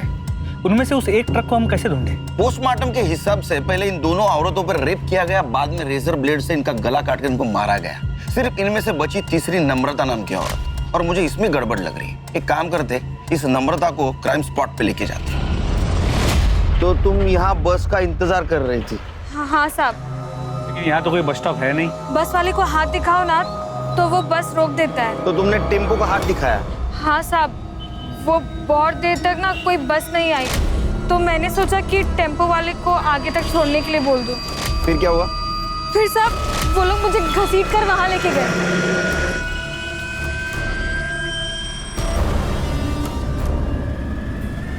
इसी जगह पे? हाँ पक्का ये जगह नहीं भूल सकती साहब, सब कुछ एक जैसा ही दिखता है यहाँ। तुमने जब पत्थर मारा तो खून आया था? हाँ आया ही होगा, मैंने तो जोर से पत्थर मारा था। उसके बाद मैं भाग गई थी तो ध्यान नहीं दिया। पत्थर कहाँ फेंका? पत्थर यहीं कहीं फेंका था। जरा बघा कुठे दगड सापडतो का?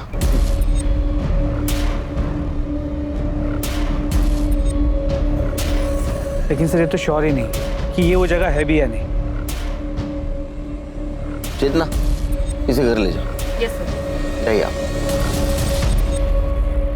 गायकवाड़ नम्रता हमसे कुछ छुपा रही है। उसका कहना है कि 2 आदमी थे, लेकिन पोस्टमार्टम के हिसाब से दोनों औरतों की बॉडी के ऊपर सिर्फ एक ही आदमी के स्पर्म मिले हैं। सर फिर ये हो सकता है कि दोनों में से सिर्फ एक रेप करता हो, दूसरा सिर्फ देखता हो। इसका मतलब नम्रता पे रेप करने वाला कोई और कल्प्रिट था, और ये मर्डर और रेप केस ये अलग है, क्योंकि नम्रता पे जो रेप हुआ वो 3 महीने पहले हुआ। इसका मतलब गायकवाड़ ये दोनों केसेस अलग अलग है।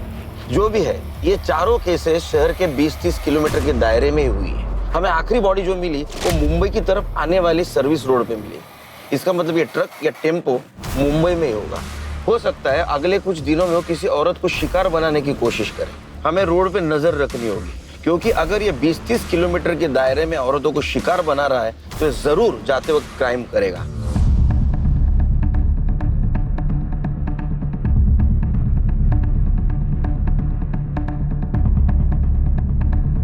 अरे रुक रुक रुक रुक।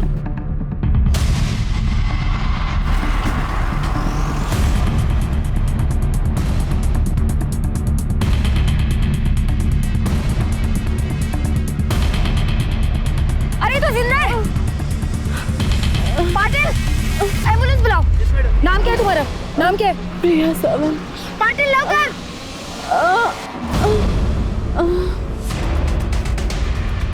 गायकवाड़, ये टेम्पो का नंबर आरटीओ में भेज दो। उसके मालिक की डिटेल्स निकालो। वो औरत कैसी है? डॉक्टर ने क्या बोला? सर वो बेहोश है और डॉक्टर ने कहा है कि सर उसका रेप हुआ है और उसे बुरी तरीके से पीटा भी गया है सर। तुम डॉक्टर के कांटेक्ट में रहना। लड़की को होश आते ही उसका बयान लेना होगा। Okay sir. सर ये केस बिल्कुल नम्रता की केस है। रेप हुआ है लेकिन मर्डर नहीं। हो सकता है। तो एक सेकंड। हेलो, कहाँ पर? ठीक है सर, पास के गांव के जंगल में एक औरत की सड़ी हुई लाश मिली है। हमारे कांस्टेबल्स वहां पे पहुंच गए। उन्होंने बताया कि लाश करीब 6 से 8 दिन पुरानी है। कामिनी को गायब हुए भी 7 दिन हुए सर।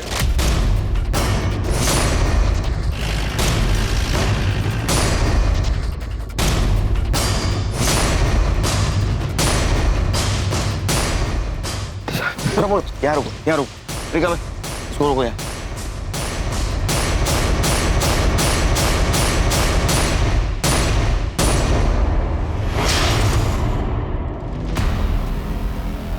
सर इसे भी पिछले दोनों विक्टिम्स की तरह ही मारा गया। बॉडी को देख के तो लगता है कामिनी है, लेकिन कंफर्म करना होगा।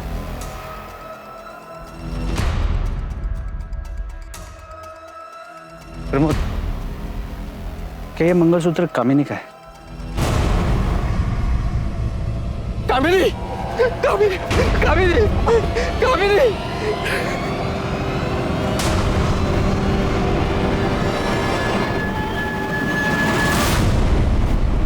बॉडी का पंचनामा करो और पोस्टमार्टम के लिए भेज दो। सर, आखिरकार कामिनी के लापता होने की गुत्थी सुलझ चुकी थी। पुलिस को उसकी लाश मिली थी और उसके साथ भी वही हुआ था जो बाकी की 2 औरतों के साथ हुआ था। पहले दुष्कर्म किया गया और फिर गला काटकर हत्या। कामिनी का मामला पहले 2 मामलों से अलग लग रहा था, पर फिर नम्रता और प्रिया की कहानी का सच क्या था? ऐसे वहशी दरिंदों ने उन दोनों को जिंदा क्यों छोड़ दिया था? क्या उनके साथ भी उन्हीं अपराधियों ने दुष्कर्म किया था जिन्होंने कामिनी और बाकी 2 के साथ जुर्म को अंजाम दिया था, या फिर ये किसी और गिरोह का काम था? इस सवाल के जवाब के लिए पुलिस प्रिया के होश में आने का इंतजार कर रही थी, क्योंकि सच वही बता सकती थी।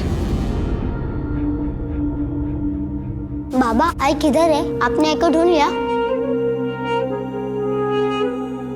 तेरी आई को भगवान ने अपने पास बुला लिया बेटा, अपने पास बुला लिया।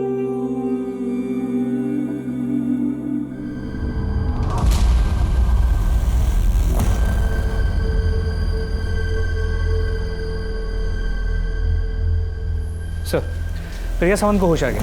डॉक्टर उसे डिस्चार्ज देने वाले। देखो, घबराने की कोई बात नहीं, तुम एकदम सेफ हो। हमें हर चीज बताओ। अगर बताओगी तो हम मुजरिम को पकड़ पाएंगे। मैं उस दिन हाईवे पे खड़ी थी। अकेली? जी। तुम कहीं जॉब करती हो? तो बिजनेस? सब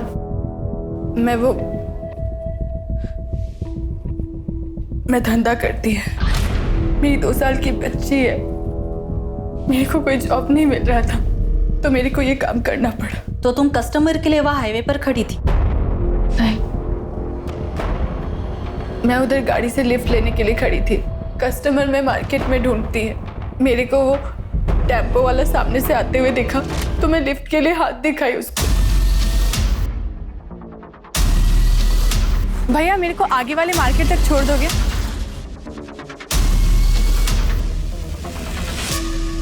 क्या उस टेम्पो में ड्राइवर के साथ कोई औरत थी? जी। ड्राइवर के अलावा कोई आदमी था? कोई आदमी नहीं था वहाँ पे। फिर क्या हुआ? कुछ दूर जाते ही वो टेम्पो साइड में लेके गया। भैया ये हाईवे छोड़कर कौन से रास्ते पर लेके जा रहे हो? मैं इसके आगे उसका कुछ भी पूछती और फिर मेरे को खींच के लेके गया टेम्पो के पीछे। और फिर उस वक्त वो औरत कहाँ थी? वो औरत पूरा टाइम उधर ही थी।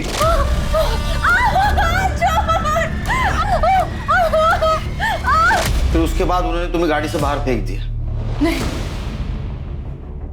वो औरत मेरे को मारने के लिए प्लेट मेरे पास लेके आई। मैं उसके आगे गिड़गिड़ाई। मैं उसको बोली भी कि मेरी 2 साल की छोटी बच्ची है, मेरी 2 साल की छोटी बेटी है, प्लीज मत मारो। फिर पता नहीं उसको क्या हुआ, वो मेरे को मारी नहीं, वो टेम्पो से फेंक दी मेरे को और फिर वो दोनों आगे चले गए। साहब मेरे को जाने दो, मेरी छोटी बच्ची है, मैं उसको बाजू वाले के पास छोड़ के आई है। पता नहीं उसने ठीक से कुछ खाया पिया होगा कि नहीं। जी कंप्लेंट ले होंगे, उनको जाने दो।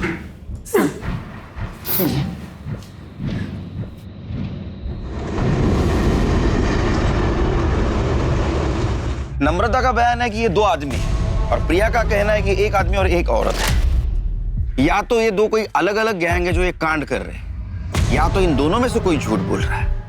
लेकिन कौन? प्रिया या नम्रता? भैया मेरे को आगे वाले मार्केट तक छोड़ दोगे? भैया वो मुझे थोड़ा आगे तक छोड़ देंगे? साहब मैंने झूठ बोला था, मेरा किसी के साथ चक्कर चल रहा है, मैं उसी से पेट से हूँ।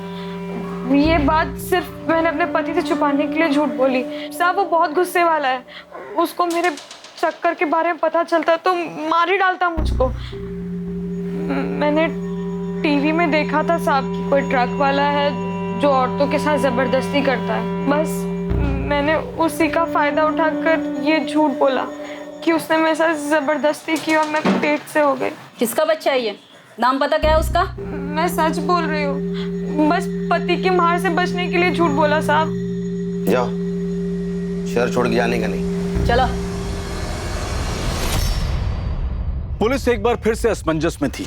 3 औरतों का बलात्कार के बाद कत्ल किया गया था, जबकि चौथी शिकार को बलात्कार के बाद जिंदा छोड़ दिया गया था और 5वीं नम्रता ने पुलिस को बलात्कार की झूठी कहानी सुनाई थी। इन सभी पहलुओं को देखते हुए पुलिस के लिए अपराधी तक पहुंच पाना बहुत मुश्किल साबित होने वाला था कि आखिर ये अपराधी कौन हो सकते थे। क्यों एक आदमी औरतों के साथ बलात्कार कर रहा था और उसकी साथी औरत औरतों का कत्ल कर रही थी? इन सभी सवालों और इन सभी उलझनों के बीच पुलिस को एक ऐसी जानकारी मिली जिसने इस केस को एक नई दिशा दे दी। सर, चेतना ने हाईवे पे जिस टेम्पो का फोटो लिया था उसके ओनर का पता चल गया। कौन है वो? अरे तुम लोग जरा 2 मिनट इधर ही रुको, मैं कांदा लेकर आती हूँ। अरे कांदा वैसे बहुत महंगा है आजकल, छोड़ो ना, बिना कांदे के बना। मालूम है मेरे को, पर तेरे मांस मच्छी बिना कांदे के बनता है क्या? नहीं ना, बोल मांस मच्छी छोड़ेगा तो मैं कांदा नहीं लेगी। हाँ ठीक है, जाओ ले आओ। अच्छा चलो मैं कांदा लेकर आती हूँ। पापा मुझे आइसक्रीम खाना है। आइसक्रीम खाना है? 1 किलो कांदा देना। इसको एक सॉफ्टी बना दो। कौन सा वाला खाएगा? मैं सिंपल। चल दे। हाय हाय, अरे ये सेठ देना रे छुट्टा देना, देख कितना सुंदर बच्चा है हमारा, आशीर्वाद लगेगा। ए सेठ देना रे। क्या रे सेठ, क्या नाटक कर रहा है? देना। ए पापा पापा पापा ए क्या रे, क्या हुआ इसको? मम्मी ए देना रे। ए क्या हुआ? आई बड़ी सवाल उसको। तुम इसी एरिया में रहते हो? हाँ जी। तो तुम्हें वो शंभू पता है, टेम्पो ड्राइवर? हाँ सर जानता हूँ। कहाँ रहता हो? यहाँ रहते हैं सर।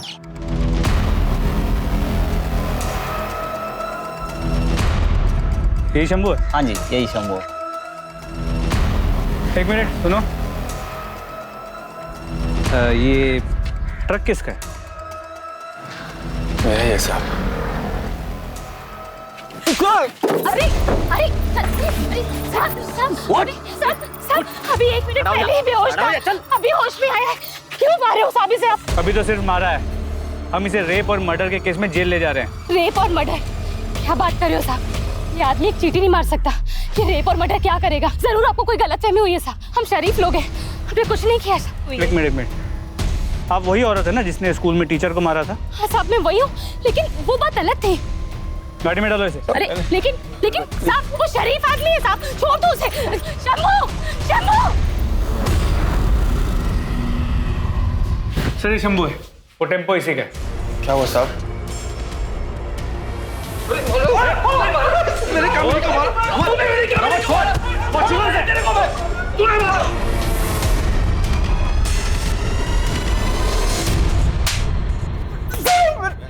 सच बोल साहब, मैंने किसी का बलात्कार नहीं किया साहब।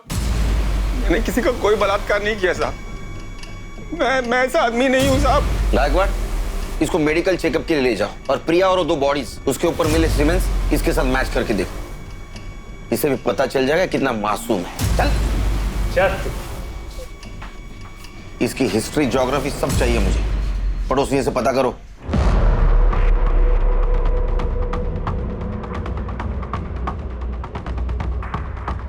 सर, पड़ोसियों के हिसाब से शंभू बहुत ही शरीफ और सीधा साधा आदमी है। वो बस्ती की सभी औरतों को बहन मानता है। अरे नाटक करता होगा अपने एरिया में शरीफ बनने का। जब टेम्पो लेके ट्रिप पे घूमता है तो औरतों के साथ रेप करता है। हो सकता है सर, लेकिन सभी पड़ोसियों ने शंभू के पत्नी के लड़ाकू और झगड़ालू नेचर के बारे में बताया है। उनके हिसाब से शंभू नहीं मगर वो जरूर मर्डर कर सकती है। सर ऐसा हो सकता है, स्कूल में भी जया ने टीचर की हालत खराब कर दी, पर वैसे भी शंभू हमारा कल्प्रिट नहीं हो सकता क्योंकि प्रिलिमिनरी रिपोर्ट के मुताबिक उसका सीमेन रेपिस्ट के सीमेन से मैच नहीं करता। इस शंभू की डिटेल रिपोर्ट कब आएगी? सर कल तक आ जाएगी। उसको इंट्रोगेशन रूम में बुला। सर क्या ये वही आदमी है?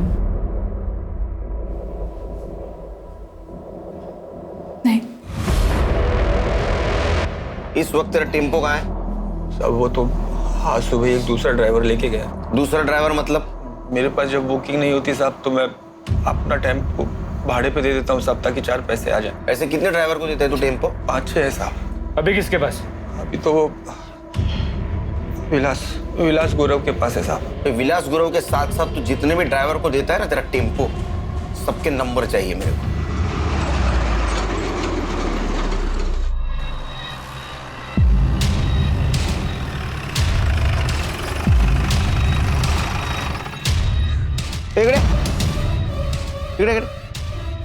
क्या चल रहा है? कल ही तेरे बीवी का अंतिम संस्कार हुआ और आज शुरू? आप जैसा सोच रहे हैं वैसा कुछ भी नहीं है सर। मैं तो चेतना को ये बोल रहा था कि उसके और मेरे बीच में जो कुछ भी था वो अब खत्म हो चुका है। मैं अब सिर्फ अपने बेटे का ख्याल रखना चाहता हूँ, पर वो गुस्सा हो गई। उसे लगा कि मैं उससे नाराज हूँ, उसे पीछे छुड़ाना चाहता हूँ। ठीक है, घर जाओ और बेटे पे ध्यान दो। सर, शंभू ने जिन ड्राइवर्स के नाम बताए थे उन्हें और उनके क्लीनर्स को कल रात को उठा लिया था। मेडिकल हुआ उनका? जी सर, लेकिन किसी का भी सीमेन मैच नहीं हुआ। और वो शंभू का ड्राइवर विलास गौरव, उसका हुआ मेडिकल? नहीं सर, उसने बताया कि वो कर्नाटका का बॉर्डर क्रॉस कर चुका है, माल डिलीवर करने से पहले वापस नहीं आ सकता। गायकवाड़ एक काम करो, कर्नाटका हाईवे पुलिस को टेम्पो के डिटेल्स भेजो और उनको बोलो जैसे ये टेम्पो दिखता है उसको सीज करो। जी सर। और सर इस शंभू का भी मेडिकल रिपोर्ट आ गया है। और क्या सर? रिपोर्ट और डॉक्टर दोनों का ये कहना है कि ये शंभू ने रेप नहीं किया है। वो रेप तो क्या, उसने आज तक किसी के साथ फिजिकल रिलेशन तक नहीं बनाया, वर्जिन है। क्या? अरे ऐसे कैसे हो सकता है? वो शादीशुदा है, उसको एक बेटा है। और इस बेटे का राज उसकी बीवी जया ही हमें बता सकती है। शंभू मेरे बेटे का सगा बाप नहीं है साहब, वो सौतेला है। जब मेरा बेटा प्रीतम 1 साल का था तो उसके बाप की मौत हो गई थी। शंभू अनाथ था, मेरे पति के परिवार के साथ ही रहता था। मेरे पति के मौत के बाद सभी लोग मेरे पे बहुत गंदी नज़र रखते थे साहब। इस करके बचने के लिए शंभू ने मेरे से शादी की। शादी के 8 साल हो गए हैं साहब, पर उस आदमी ने कभी मेरे को हाथ नहीं लगाया। वो आदमी बहुत अच्छा है साहब। तुम? इतना मारा तेरे को इन लोगों ने, देखना इन लोगों का कभी भला नहीं होगा। तुम शांत हो जाओ जया, शांत हो जाओ। और साहब ने मुझे छोड़ दिया जया। छोड़ना पड़ा गायकवाड़, क्योंकि हमारे पास कोई सबूत नहीं है कि शंभू ने उसके टेम्पो से प्रिया को हाईवे पे फेंका। गायकवाड़ कुछ तो मिस कर रहे हैं हम लोग, इसलिए अभी तक हमें क्लू नहीं मिला।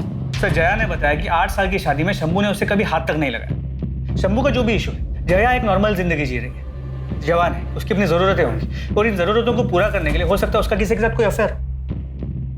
पर सर उसका इस केस से क्या लेना देना? गायकवाड़ हर टेम्पो पे क्लीनर होता है, ये शंभू का क्लीनर कौन है देखो। सर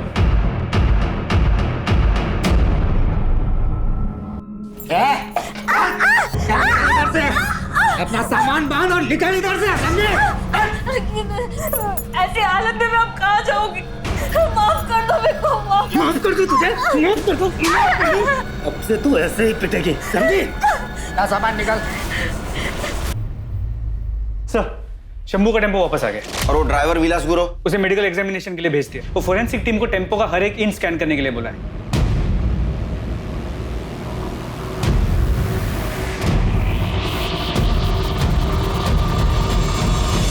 फोरेंसिक टीम के मुताबिक इस टेम्पो के टायर का पैटर्न हमें क्राइम सीन्स पे जो टायर के मार्क्स मिले थे उससे मैच करता है।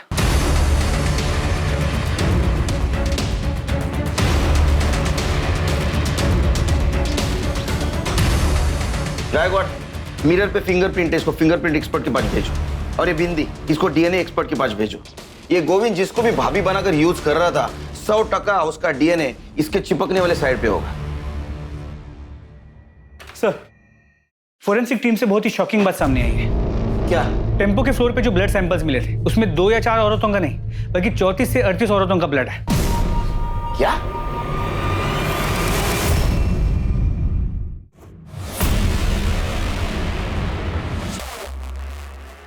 अरे गोविंद, ये बैग लेके कहाँ जा रहे हैं? कहीं नहीं साहब। तो फिर हमारे साथ चल। सब क्या हुआ साहब? मैंने गायकवाड़ क्या यही था वो आदमी?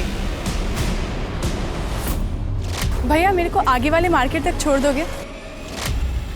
हाँ, यही था वो शैतान। अरे हिम्मत कैसी? हिम्मत कैसी? तेरी बात हो भैया। इनको लेके जाओ, लेके जाओ इनको। चलो। साहब झूठ बोल रही है वो, तो झूठ बोल रही है। हाँ? और ये मेडिकल रिपोर्ट ये भी झूठ बोल रहा है। इससे साबित होता है कि उन औरतों का रेप तूने किया था। विक्टिम से मिले सीमेंट से तुम्हारा डीएनए मैच हो चुका है। अब एक बात बता, वो औरत कौन थी जो तुम्हें रेप और मर्डर करते देखती थी? साहब मैंने रेप किया साहब, पर मर्डर मैंने नहीं किया। तो मर्डर क्या उस औरत ने किया? हाँ। कौन थी औरत? कौन थी औरत? गायकवाड़।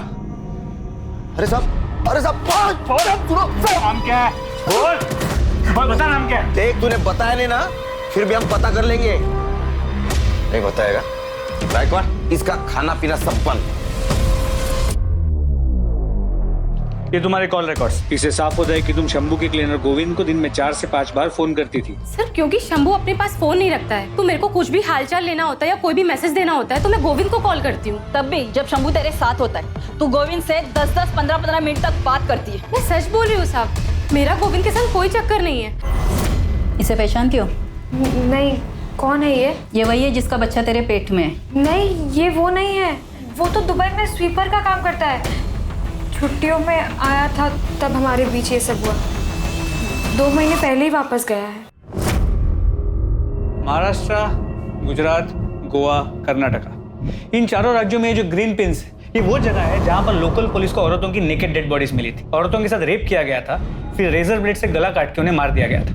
और ये जो रेड पिंस, ये वो जगह है जहां पर औरतों के साथ रेप तो हुआ था पर उन्हें जिंदा टेम्पो से फेंक दिया गया था, जो बच गई थी। और उन औरतों को मारा गया जिनको बेटे हैं, और उन औरतों को जिंदा छोड़ा गया जिनको बेटियां हैं या बच्चे नहीं।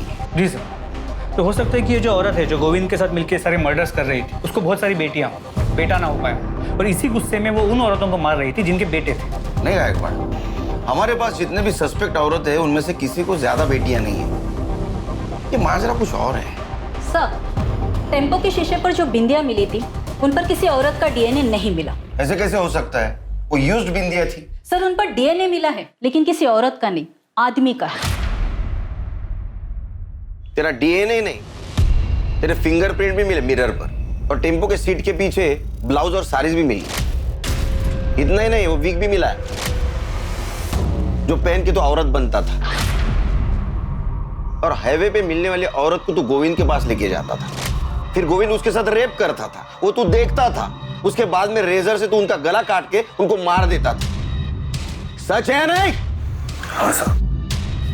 एक बात बता, तू उन औरतों को क्यों मारता था जिनके बेटे थे, और उन औरतों को क्यों छोड़ता था जिनकी बेटियां थी या जिनको औलाद नहीं थी? बोल। क्योंकि मेरी माँ ने जब मैं 8 साल का था मुझे एक आदमी को बेच दिया था, सिर्फ 2000 रुपए के लिए। उस आदमी ने 2 साल तक मेरा बलात्कार किया। अंकल छोड़ दो अंकल मुझे। कुछ नहीं होगा बेटा, कुछ नहीं होगा। मैं दर्द से कर रहा था साहब कि बीवी खड़ी होकर सब कुछ देखती थी, खुश होती थी साहब। और फिर एक दिन मैं वहां से भाग गया। जया के पति से मेरी दोस्ती हुई, तो उसने मुझे नौकरी, रहने की जगह सब कुछ दिया। लेकिन 2 साल जो कुछ मेरे साथ हुआ ना साहब, वो आज भी रात को सपने में मुझे डराता है। और उसके बाद मैंने ट्रक खरीदा, और एक दिन जब हाईवे पर ट्रक में माल लेके जा रहा था ना साहब, तो एक औरत ने मुझसे लिफ्ट मांगी।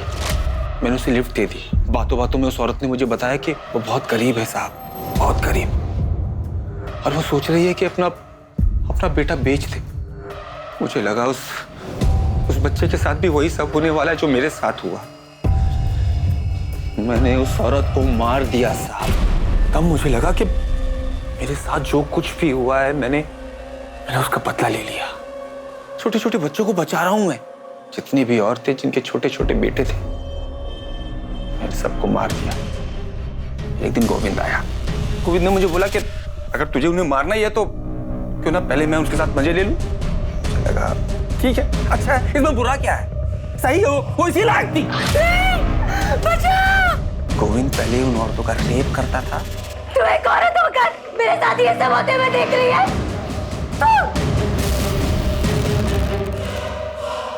भैया मेरे को आगे वाले मार्केट तक छोड़ दोगे? और उसके बाद मैं इधर से उनका मर्डर कर देता था साहब। छोड़ दो मुझे, प्लीज आने दो। कितने औरतों को मारा तूने? 40-50 होंगी साहब। माँ वो गोद, वो दामन, वो छांव है जहां जिंदगी सबसे सुंदर और सुरक्षित महसूस होती है। लेकिन एक माँ का अपने बेटे से विश्वासघात का नतीजा इस कदर डरावना था कि वो हर माँ को दोषी समझने लगा। बच्चे गीली मिट्टी की तरह से होते हैं, उन्हें जिस सांचे में ढालो वो ढल जाएंगे। इसलिए माता पिता, परिवार और समाज की ये सामूहिक जिम्मेदारी है कि वो इस कर्तव्य को समझें, वरना नतीजे इस केस जितने खतरनाक हो सकते हैं। अब मैं अनूप सोनी आपसे विदा लेता हूं। फिर मुलाकात होगी क्राइम पेट्रोल सतर्क के ब्लैक हेडलाइंस अध्याय में एक और नए केस के साथ। और याद रखें, क्राइम और आपके बीच में सिर्फ इतना फर्क है कि आप कितने सतर्क हैं। सतर्क रहें, सुरक्षित रहें। जय हिंद।